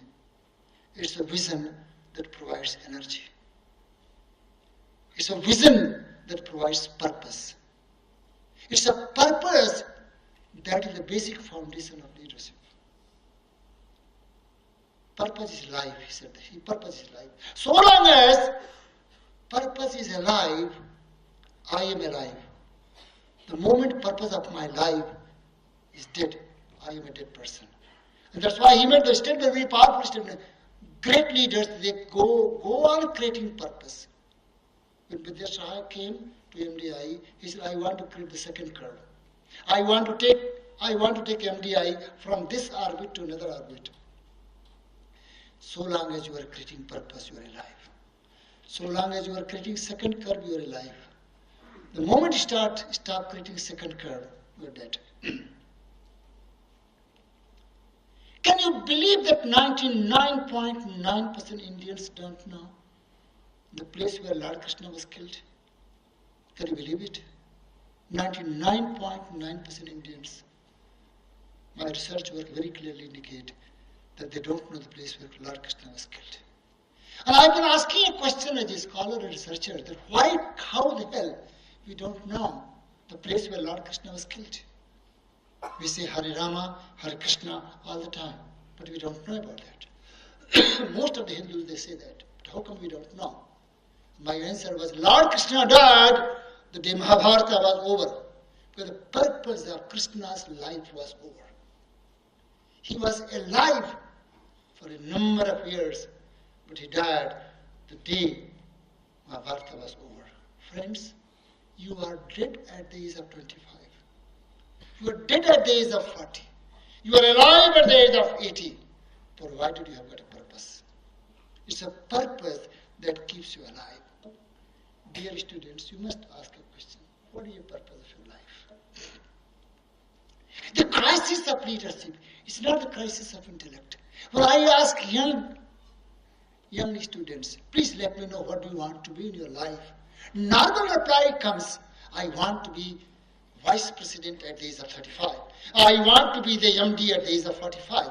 You become MD, you become vice president, but you don't become a leader. Because the purpose of your life has not been to be a leader.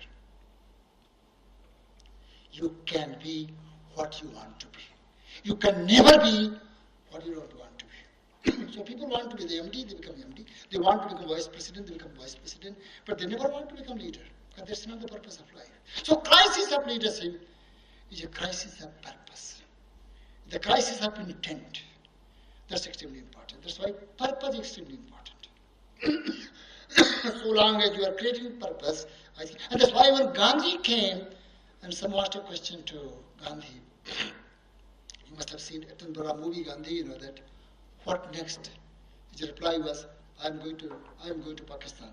He came from Noah Khali, said, I am going to Pakistan. So one purpose was over, second purpose was created. Are you creating purpose? Do you want to be a purpose creator? Do you want to create second curve? Do you want to move from one orbit to another orbit? That's extremely important to know that. That's purpose is extremely important. Dear students, you must sleep today in the night and ask a question, what is your purpose of my life? I remember very well a colleague of mine was doing some kind of work for the American professors. And he also put me for some kind of lecture. So he wanted to put me for another lecture. And the American professor said, we don't want to listen to him. He said, but why you don't want to listen to him? He said, after listening to him, we did not sleep whole night. Because he said, ask a question, what is the purpose of your life? We never thought that question. Dear students, sometimes asking a question, why I am here? What is the purpose of my life? How I would like to be remembered? Many times when you say, the moment I die, how I am going to be remembered, that makes your life totally different. I remember very, very, very well when my father died in a small town, around 15,000 people around the hospital. That was the day I was asking question, if I die, will there have been 1,000 people will come around me? He died as a leader. He didn't die as a very wealthy man, but he died as a very rich man. You want to be rich or you want to be wealthy? Leaders, they talk about the richness, they don't talk about wealth. The leaders, they talk about the purpose, they don't talk about position. Position doesn't make a person as a leader. Otherwise, this country could have produced so far thousand and thousand great leaders, because you've got so many CMDs, you've got so many MDs, and you've got so many presidents. If I ask you a question, give me 8, 9 names, you'll start scratching your head. Leadership doesn't have any linkage with the position. Leadership doesn't have any linkage with wealth. Leadership has got linkage with the purpose. Ask a question, what is the purpose of your life? Let me come back to my second part. Performance excellence. Very fascinating sloka of Gita is yoga karma su kausalam. Excellence in karma is the highest form of yoga. Yoga is nothing. Excellence in karma. And excellence is a journey. Excellence is odyssey. It's not a destination. I have to find a person who will say, I have achieved excellence. So think about Olympians. They participate in the Olympiad. They break the records. That is the day they want to again break their own records. Those who are the excellence seekers, they go on shifting their goalpost. Great leaders, they always do it. Great leaders don't compete with others. They compete with themselves. The moment you compete with yourself, you can never be a winner. Because you go on raising the bar. You go on raising the bar. You go on shifting your goalpost. So contribution gives excellence. And that's why when I think that we were talking something about charisma, charisma comes out of contribution. Gandhi, when he went to South Africa, who was knowing Gandhi? He was not a charismatic leader. When he came back to India after South Africa, he became highly charismatic leader. Same Gandhi became charismatic leader. It was a contribution of Gandhi that made him charismatic. And that's why about 5-7 slokas of Gita very, very personally. Klabbe ma ismagamaha partha naitatvai upadate chudram hirdayam dauraburyam taktosti parantapa. Partha, your dharma is to fight. Your dharma is to fight. Remember, your dharma is to contribute. He goes to second sloka, fascinating sloka. Sukha dukhe samekritva labha jaya jayo. That you are fighting not because you are going to be a conqueror. You are fighting not because you are going to become a winner.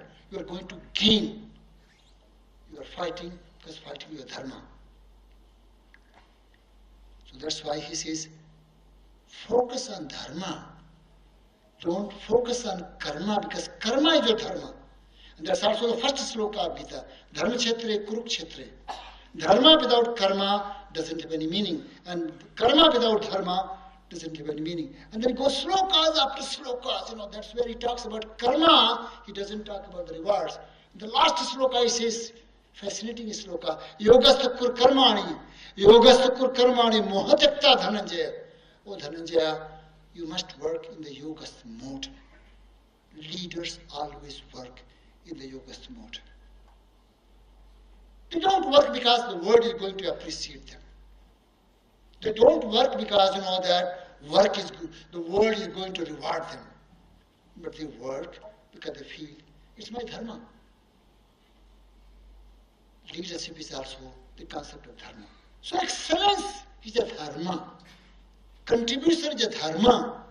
You are just equal to your contribution. The algebra of your life, mathematics of your life, geometry of life is nothing. It's a contribution. Those who are the leaders, they believe in their dharma, contribution by dharma. Dear students, I think that based on my experience in life, justice may be delayed but can never be denied. Contribution gives you justice. You may not get promotion, but the word will talk. Here was a guy who was a great leader, who made the difference in that. Contribution makes a difference in that. Let me come back to third quickly. It's a creative destruction. Great leaders always believe in destruction. The basic bedrock and the foundation of innovation. So what should be done about that? All the villagers got together, discussed at length, and they came to 3 kinds of resolutions. Resolution number 1 was, it's high time we must build a new church. Since we don't have a church, and that's why these things are happening. Tremendous excitement, tremendous celebrations, dancing, and began. After some time, they said, what is the second resolution? And the second resolution was, since all our lives have been around the old church, since all our lives have been around the old church, the new church must be built on the place of the old church. This would be great tribute to the old church, that we are building the new church on the place of the old church. It's fascinating, great. And then someone said, hey, what is your third resolution? Let's read first, second, and third together. And then they read the third resolution. And the new church must be built without destroying the old church. And the new church was never built. We want to build the new church without destroying the old church. Many times I have seen. If you want to build a new institution, you also want to continue with the old institution. It's not possible. And that's why Rajadharma says that destruction is important. That's why the whole concept of Trinity in our culture has been what? Brahma, Vishnu, and Mahesha. Mahesha is what? Is a god of destruction. So long as there is a destruction, there is a creation. So long as there is a death, there is a life. That's why we say, Vasansi jirnani jatha vihaya, navani grihanti naroprani, tatha sarirani vihaya jirna, anyani sanjanti navani devi. Life begins from death. Dear students, so long as there is a continuous death in your life, there is a continuous life in your life. Death of wrong ideas, death of wrong thoughts, death of past, death of brooding, death of jealousies, death of anger, death of greed. And that's why you become a blossoming human being, you become a flowering human being, you become a lotusing human being, you become evolved human beings. I think that creative destruction is important. And that's why when Gandhi, I remember very well, in Lucknow, when Gandhi was talking something about non-cooperation, non-violence for achieving the freedom, Acharya Kripalani, the professor of political science, asked a question. Mr. Gandhi, you may be great authority on Bible, Quran, and Gita, Mr. Gandhi, but Mr. Gandhi, you don't have a sense of history. History doesn't have a single example where nation got freedom without bloodshed and violence. And Mr. Gandhi, you are talking about non-cooperation and non-violence for achieving freedom. Mr. Gandhi, you may be great authority on Bible, Quran, and Gita, but Mr. Gandhi, you don't have a sense of history. Gandhi looked towards Acharya Kripalani. He smiled and he said something very, very, very interesting, my dear students. And he said, Mr. Gandhi, Mr. Professor of History, you are very right that Gandhi doesn't have a sense of history. You are very right, Mr. Professor of History, that Gandhi doesn't have a sense of history. But Mr. Professor of History, you must understand, Gandhi believes in creating history rather than being trapped by the history. Great leaders always create history. They are never trapped by the history. That's why creative destruction is important. Perpetuation to some extent is important, along with change. But beyond a point, perpetuating anything is a very, very dangerous kind of thing. And that's why I have learned something from Hindi movie. I always talk with my director when I talk about that. I learned something about Hindi movie. One great learning from Hindi movie has been when the hero comes, पहला काम करता है villain की ठोकाई कर देता है. It means what? He destroys evils. Without destroying the evils, you can't do great things. That's Raj Dharma. Are you prepared for that? Many times in the corporate world, I see that you want to become a goody-goody manager and you feel that you are doing something very great. Now, sometimes you have to confront and you have to say, nothing doing beyond that I can't go. One more point which I would like to say, and that's where I would like to ask you to do one small exercise because you are tired, because I can see that you are meditating and reflecting all the time, listening to all of us. You did not get a chance to do any kind of things and others, so I would like to ask you that whatever I say, you do. Okay? Whatever I say, you do. The instruction is that whatever I say, please go and do it. Raise your hand. Rotate your hand. Raise both the hands. Rotate both the hands. Move your hands vertically. I hope you are feeling relaxed now. I think that relaxing your body is equally important. Okay, only one hand up and rotate your hand. Make a ring through 2 fingers. Take deep breath, breathing 5 times.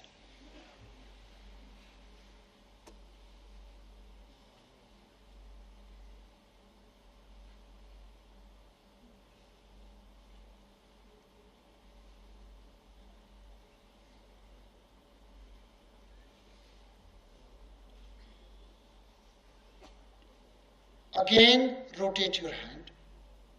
I hope that you are feeling very relaxed now. Go on doing whatever I say. The instruction is that you go on doing whatever I say. Please relax now. And please hold your chin. Please let me know chin is here or chin is here.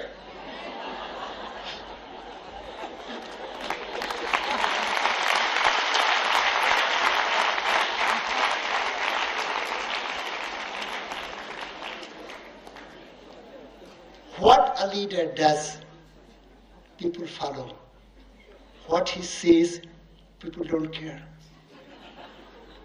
The mighty mind sitting here, I could intoxicate you in 2 minutes by the power of my actions.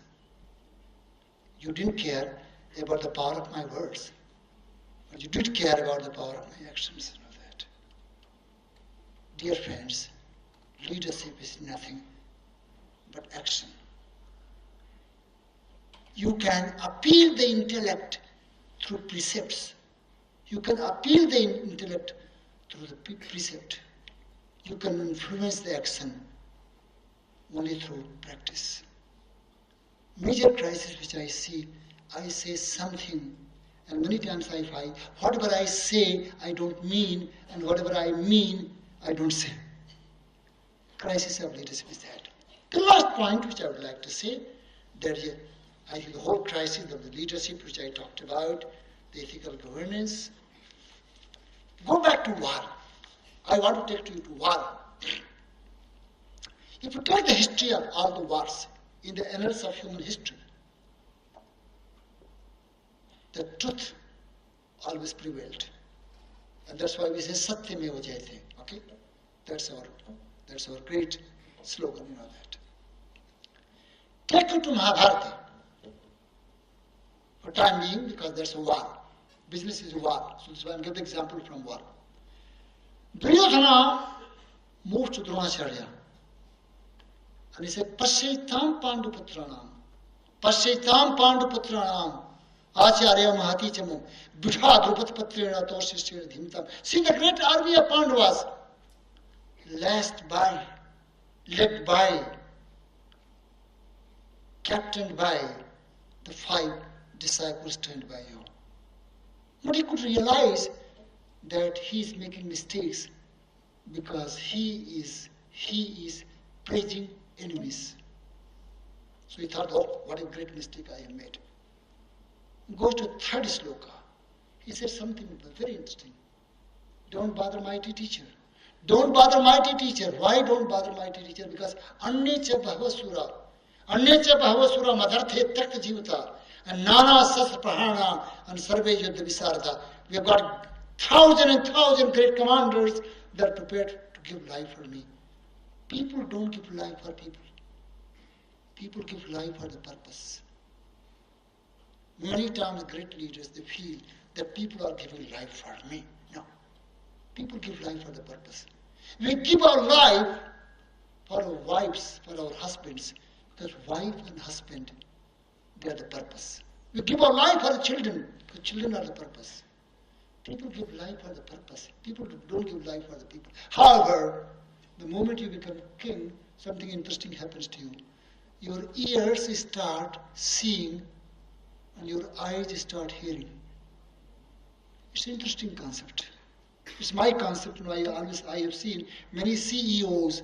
They start digging their grave because they start seeing by the ears and they start hearing by the eyes. You know that. They create hell. You know that. So that's why all the psycho friends, they are all surrounded by them. And 10 times they are said, "Oh, you are the great guy. You are the great guy." So many times I find even the fellow is not great. He starts feeling that he's a great guy. Because all the psycho friends tell him 20 times that you are a great guy. You know that.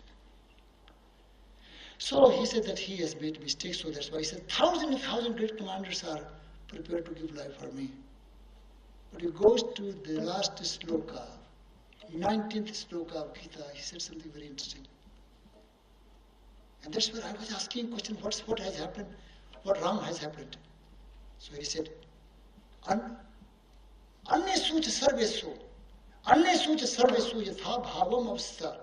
And bhismam eva vrapchantu bhavanta sarvevya. Now I request you all great commanders to save the life of Bhisma. When I read that, when I say save the life of Bhisma, the slogan could have been annihilate Pandavas, kill them, destroy them, chase them out from the battlefield. How come the slogan has been save the life of Bhisma?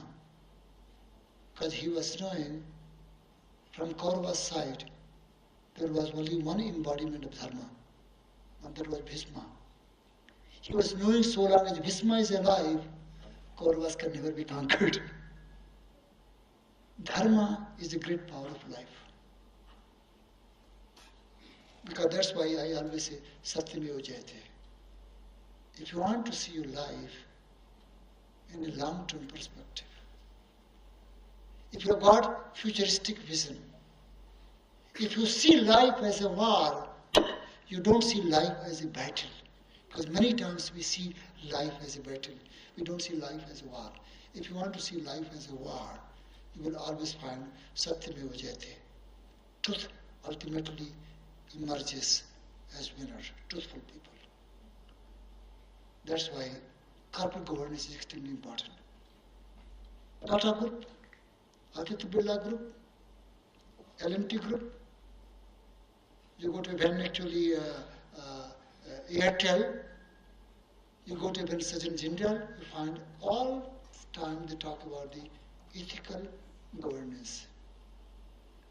Once you talk about ethical governance, you start toning up all the pillars of competitive edge. You all the time tone up the pillars of competitive edge.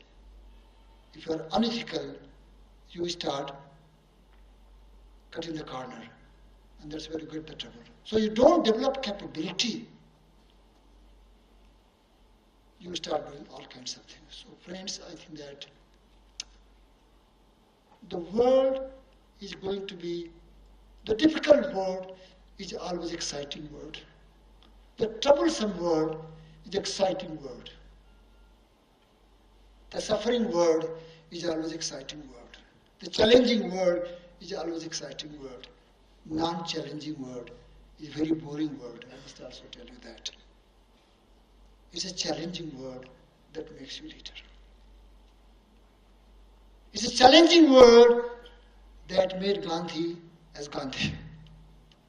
Perhaps had he not gone to South Africa, people say he could not have become Gandhi.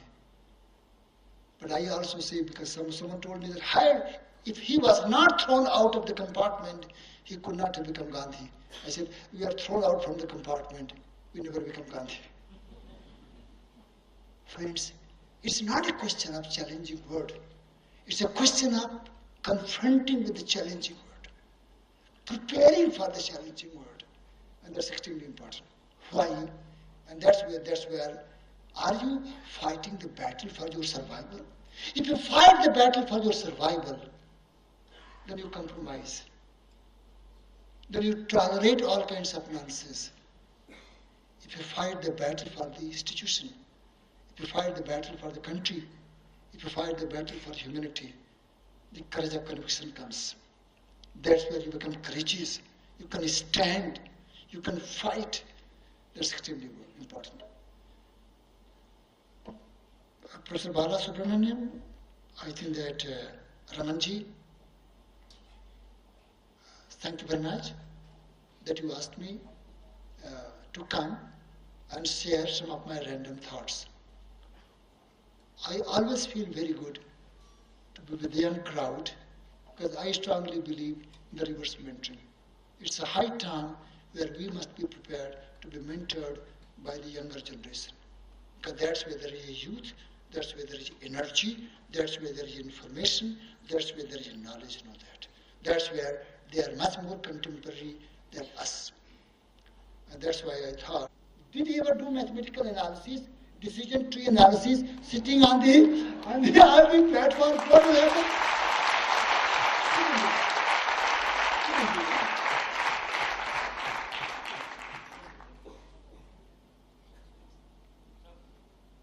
One last question, that is. So which one will get? Which side? Excuse me, sir. Hello. Sir. One lone lady, she gets it. Please. Why, sir, only ladies? I said one lone lady. I think they are only Good evening, sir. Sir, you spoke of a very powerful statement that today even PhDs are only literate and they are not educated. And the transformation of leadership actually lies in that statement itself. So you become a leader only when you are educated and not literate. Can you elaborate a little bit more on that, sir? This wisdom I got from my dad. My cousin, I think that older than me, about 5 years back, so MSc first class in physics from BHU. So he was talking with my dad, something like that. So my father made this statement, "Isala पढ़ा लिखा बेवकूफ है, पढ़ा लिखा बेवकूफ है." I was a small child at that time. I couldn't understand. I was in 10th standard, so I asked a question to my dad. You know, I was a very close friend of my dad in many ways. Babaji, why you made that kind of a statement? He said, wisdom is very different from data. So data, when you transcend data, that becomes information. When you transcend information, that becomes knowledge. When you transcend knowledge, that becomes the wisdom. And you go on transcending by experimenting, by knowing the reality. And that's why one of the leaders, we wrote about A.M. Nayak connecting horizon with the ground. That you can fly on 42,000 feet high, but you also have got the sense of the ground. You are grounded. So great leaders, they don't fly with the ideas. They also convert the ideas into action, and action again into ideas. So that's how the learning goes and all that. That's why I made the statement that you may be having, and that's why I don't know whether you have read. I think you must read some of the great stories. Chatwara Murk Pandita. It's a fascinating story. That all the 4 Panditas, after acquiring Vedas, they were coming home. So they had the knowledge of Veda, but they were murkha. So the first time when they were coming home, they saw the crossroad. They asked a question, what to do and what not to do, which way we should go. So they said, Veda, what Veda says? So Veda says, Mahajano Jenagata Shapantha. Follow the path shown by great people. Mahajano means that. But they thought Mahajano means businessman. So business community was going with the dead body. So this Mahajano, since they are going, let's try to follow them. So they followed them. And they went to burial God. And there they found that the donkey is standing there. And they said, what Veda said, because for the first time they saw donkey. What is that? He said that those people are those creatures who are standing with you at the time of death or certain demise, they are your friend. So they started kissing, donkeys, this fellow is a great friend, that. And I think that all of a sudden they saw another camel. So they, for the first time they saw a camel, he said, what is this? He said, Dharmasya Toritam Gati. Dharma walks very fast. So camel was walking very fast. So, aha, Dharma is coming. So what should we do? He said, Bandhu is here and Dharma is there. So Veda says, Bandhu Dharmam Nijoyate. भाई को धर्म से बांधना चाहिए. So they picked up donkey and tied with the neck of the camel. This fellow washerman saw it, started chasing them. All the four started running and they reached the river. They can't go further. This is what Veda says now. So Veda says, Yatra Patram Agachatsa Param Karosicha. Patra means what? Boat. But Patra means leaf also. So leaf was floating and floating on the water. So all four jumped there. So one fellow was not knowing how to swim, but three fellows were knowing how to swim. So one fellow was, sinking. What Veda says? Veda says, Sarva Dharme, Sarva Kale Samutpamni Ardham Tadit Pandita. When you find that everything is sinking, at least get something half. What should be done? So they said, cut his head. So they cut his head. And all three went to a village. Very interesting about. So one fellow got bada. Bada jante hain na? Badas, ladies make badas and they put the hole. So they say, what is this? They said, Chitre Sunartha Bauli Bhavanti. जिस चीज में छेद हो जाए वो भयानक चीज होता है. So he didn't touch that. The second fellow got समैया जानते हैं क्या आप लोग? जो रेसे होता है. तो उसमें क्या दीर्घ सूत्री विनस्पति, जिसमें लंबा सूत्र होता है वो विनाश कारक होता है. तो समैया तो बहुत किसान का. He also didn't eat समई. Third fellow got khichdi to eat. He said, what is this? He said, अति विस्तार भयंकर. Because when you put khichdi on any plate, that will spread. So अति विस्तार भयंकर. He also did not eat khichdi. All three died of hunger. After acquiring all the knowledge of Vedas, because they didn't have the experience of ground reality. So that's what I said, that mere bookish knowledge may not necessarily make you leader. Understanding ground reality is important. So becoming grounded is important. That's where experimentation comes along. That's why in the olden days, the travel used to be a very great source of learning. That's why we used to call this Saturn. Our satsang used to be the great source of learning. Discussing, dialoguing, talking with people, that used to be the great source of learning. Unfortunately, we all are forgetting that. So what can we do? We go to the library, sit there for about 10 hours, read only books and books and books, and we don't understand what life is. If you don't understand what life is, you don't understand what leadership is. You understand life, you understand leadership. That's why the knowledge of life comes not through books. It also comes, much more powerfully it comes by grounded, by understanding what is a good and what is a bad. That's why I made that statement. Very good evening, sir. I'd like to thank you for imparting such a precious knowledge to SBS. Sir, one question is, just coming in my mind. When we are in one of your statement, you have mentioned strictly that human minds are bound to think in a hierarchical way. Sir, hierarchical way, when talking about the industries, when we enter in the industries and we talk about the hierarchy, and many bottlenecks do appear. But when we try to break the rules, or when we try to indulge into the system, what happens is a lot many barriers do occurs, and it generally lies in topmost hierarchy, and we which leads to termination, resignation, frustration, dissatisfaction. How to deal with all that circumstances, because we lot many times talk about it, introspect, and think about it, but when it comes to implementation and when it comes to actually breaking the rules, it doesn't implement, and it doesn't help it out. Talking and introspecting, it doesn't work actually. Sir, please let me know. Thank you.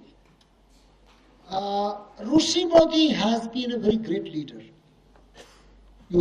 Some of you might have heard his name. About 10 years back, people used to talk only about Rishi Modi. Now people talk about Ratan Tata, but people used to talk about Rishi Modi. Rishi Modi made a very powerful statement. Rules are made. Rules are made. Processes are involved to be followed by the clerks. Rules are made to be broken by by the leaders. Leaders always break the rules. They don't follow the rules. The moment you follow the rules, maximum you can be a manager. You can never be a leader. In the rules also, if you try to see the rules also, what I am not allowed to do, prohibited to do, I will not do it. But when you read the rules, rules are silent about many things. For example, I was on the board of UTI, and when we were revising the salary of UTI, I asked a question from Damodaran, because he was the chairman at that time, that Mr. Damodaran, are we prohibited to increase the salary? He said, no, we are not prohibited. Why don't we increase the salary? We increase the salary. So many times you find that rules don't say don't do it. But we assume the rules may not say. It's assumption is our assumption. It's not the assumption of the rule. Another example, I will tell you something very interesting, that one thing, you are young, you must learn. When you feel it's a good for the institution, you do it. Don't ask anyone. But the moment you ask anyone, your boss will say, don't do it. You ask your father will say, be careful. Slightly, nobody said that you go ahead and do it. I learned one thing in my life. When I decide to do something, I never ask my board. Whether I was in ASCII, or IIM Bangalore, or Lucknow, or even MDI, Dr. Sahai knows about that. I would never ask to the board. Because I know that when I will ask board will always say no. If you do it, and suppose something goes wrong, you say, I'm sorry. That's all. I have told at least about 10 times, I am sorry in the board. And the board member used to smile and say, I know it, you will do it again and again say sorry. But we accept it because you are not doing something for yourself. That's why one thing which I learned in my life, push wala management mat karo. Because we believe in push management. You go and ask the boss, and I can tell you 99.9% time boss will say don't do it. That's why people say, but I will take 2 minutes, one story. One fellow retired from the bureaucracy, and he was looking for some work. So his wife told that, go and find out some work for you, because you can't run my kitchen or my home the way you have been running your government. What should I do? Go and find out some work. So he went and asked someone what work I can find out. He said, no, there is no work for you, but I can take you to temple. In temple there may be some work because you want to do some social service. So he met the chief priest of the temple. And temple fellow said that I don't have any work, but there is one work for you, that when people enter in the temple, the rule of the temple is that they will take off their shoes, wash their feet, make the queue, and then they are allowed to enter in the temple. So you have to regulate, control the crowd. He said, Are Jindagi mein to maine yahi kiya hai? Can you control it? He said, good job. Next day he found out there was a guy actually, and he came and he washed his feet and he stood in the queue and started entering in the temple. He said, you can't do it. Why? The rule here is that you should come with your shoes in the shoes, then take off your shoes and wash your feet. What should I do? He said, go back home, put on the shoes, then come back.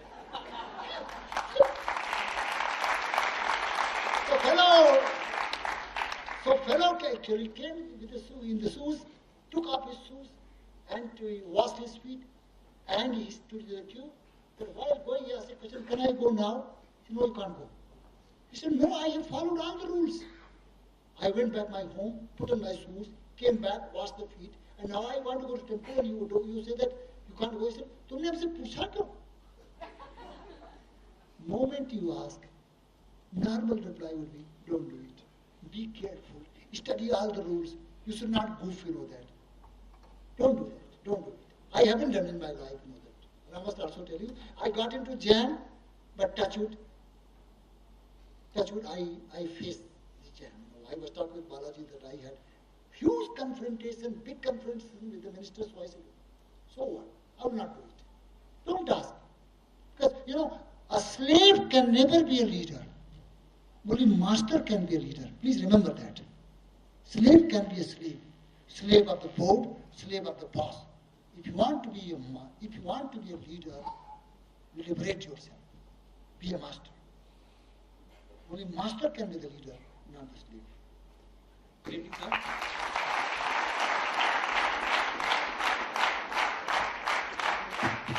Good evening, sir.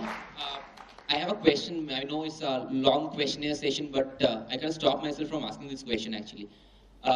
So I just joined the industry 1.5 years back, and hearing about corporate governance and business ethics from yourself as well as Dr. Sahai, you spoke about Mr. Mittal and Tata, Kumar Mangalam Birla and all.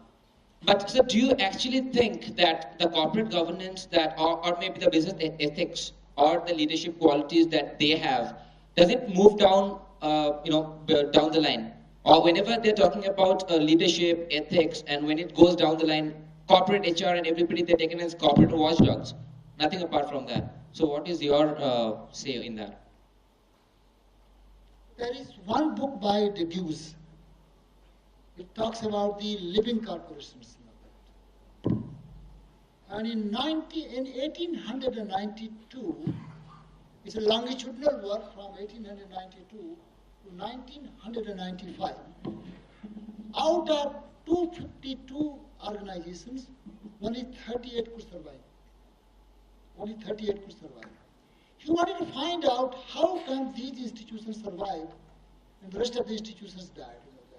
And he found one great pillar of these 38 institutions. One of the pillars was ethical governance. Why? Because the moment there is ethical governance, you believe in toning your systems, sharpening your systems, rather than cutting corners. And that gives you competitive edge. That gives you capability to survive. And that's why one thing is very clear, that Tata House, I think that is a very ethically managed house. It's a very ethically managed house. You know, because I was in Jamshedpur, I began my career in XLRI when I came from the States. You know, I was there for 5 years, and I could see, for example, that the one thing was very clear. Government people, they can stay in the houses, on the campus, township, but the rule was that don't bribe them, don't pay the money. I think that in L&T, I think that they call L&T, the government people say L&T means lunch and tea. You go and get only lunch and tea, nothing else, you know that. I think that these are very ethical companies. In Kumar Mangalam Birla, if you try to see, many business opportunities he says they sacrificed, they did not use the word lost. Because they said, it's not worth doing. It's not worth doing. And wherever you see unethical, second generation and third generations, they always get into trouble. Always get into trouble. You read the history, I don't want to quote many names because I've got, I know about the corporate world in India because I have spent my 35 years of life in the corporate world, so I know about all the houses. Wherever you find some hanky-panky, it creates problem. It creates problem in the family, forget about problem actually in the business world. That's why I always say, business should not see in terms of one generation. Business should talk about the 5 generations and 10 generations. And that's where ethical governance becomes important. Thank you, sir, for entertaining our questions. We are very grateful to have you here for describing the importance of purpose in life, for explaining the difference between being rich and wealthy, and of course, for the hand-raising exercise, opening our eyes to view reality. Your thought-provoking addressal on transformational leadership has evoked a lot of inspiration and interest amongst us. Thank you, sir.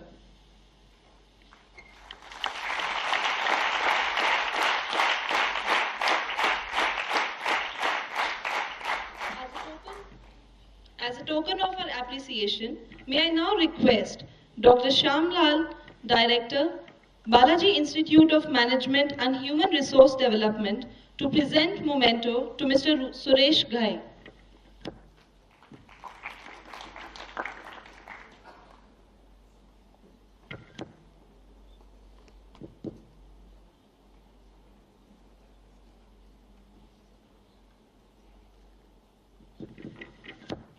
May I now request Brigadier M.L. Bambani, Advisor Shri Balaji Society, to present a memento to Mr. Thotatari Raman, Chairman, Standards for Education Advancements and Accreditation Trust, New Delhi.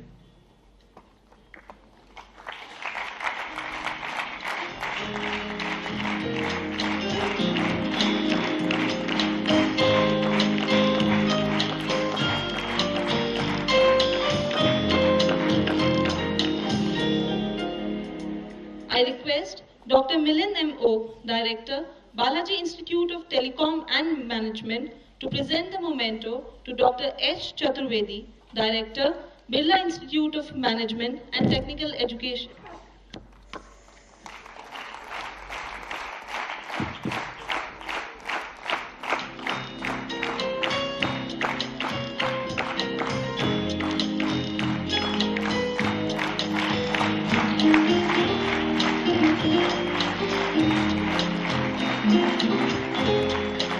May I now request Colonel B.S. Sidhu, Director Examinations, Shri Balaji Society, to present a memento to Dr. A.K. Sen Gupta, Director, SIES School of Management.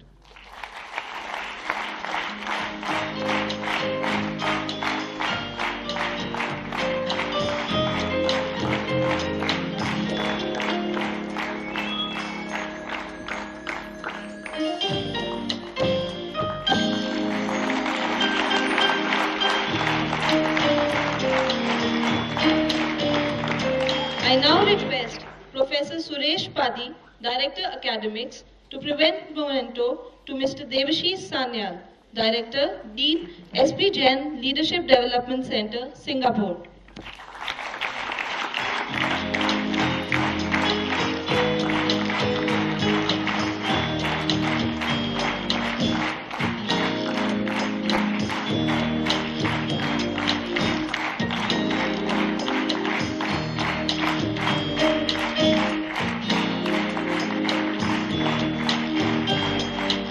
May I now request Professor Biju Pillai, Director IT, Shri Balaji Society, to present a memento to Professor Martin Jones, Pro Vice Chancellor, External Relations, Kingston University, London.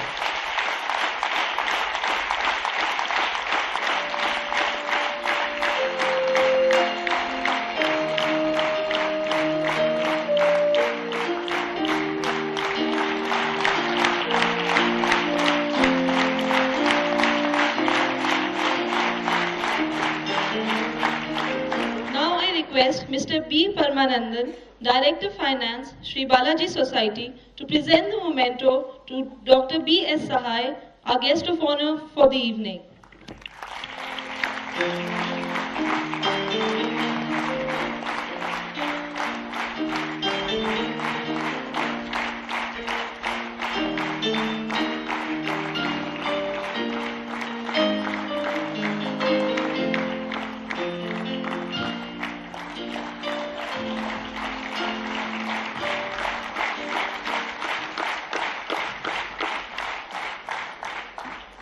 Now I request Dr. Brigadier Shamlal, Director, Balaji Institute of Management and Human Resource Development, to present memento to Dr. Pritam Singh.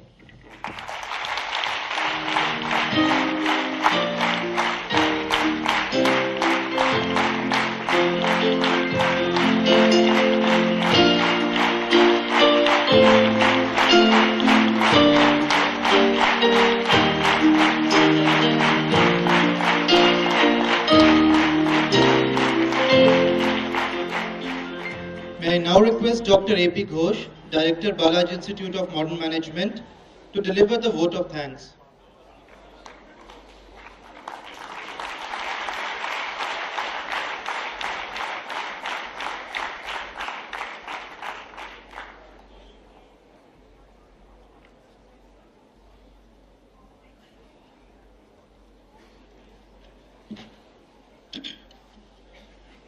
Good evening, everyone. Respected Dr. Pritam Singh and all the dignitaries on the dais and off the dais, ladies and gentlemen, and students. On behalf of Bala Sir, President, Sri Balaji Society, and all the directors of SBS, I take this opportunity to thank Dr. Pritam Singh for his excellent talk this evening. My words fall short to appreciate his beautiful presentation. I thank all the corporate and academic stalwarts who shared their thoughts and experiences with all of us this evening. I also thank all the dignitaries who attended this program by taking out their valuable time from their busy schedule. We will always remember this memorable evening for the years to come. Thank you, sir, and all, and I wish all of you a very good night. Thank you.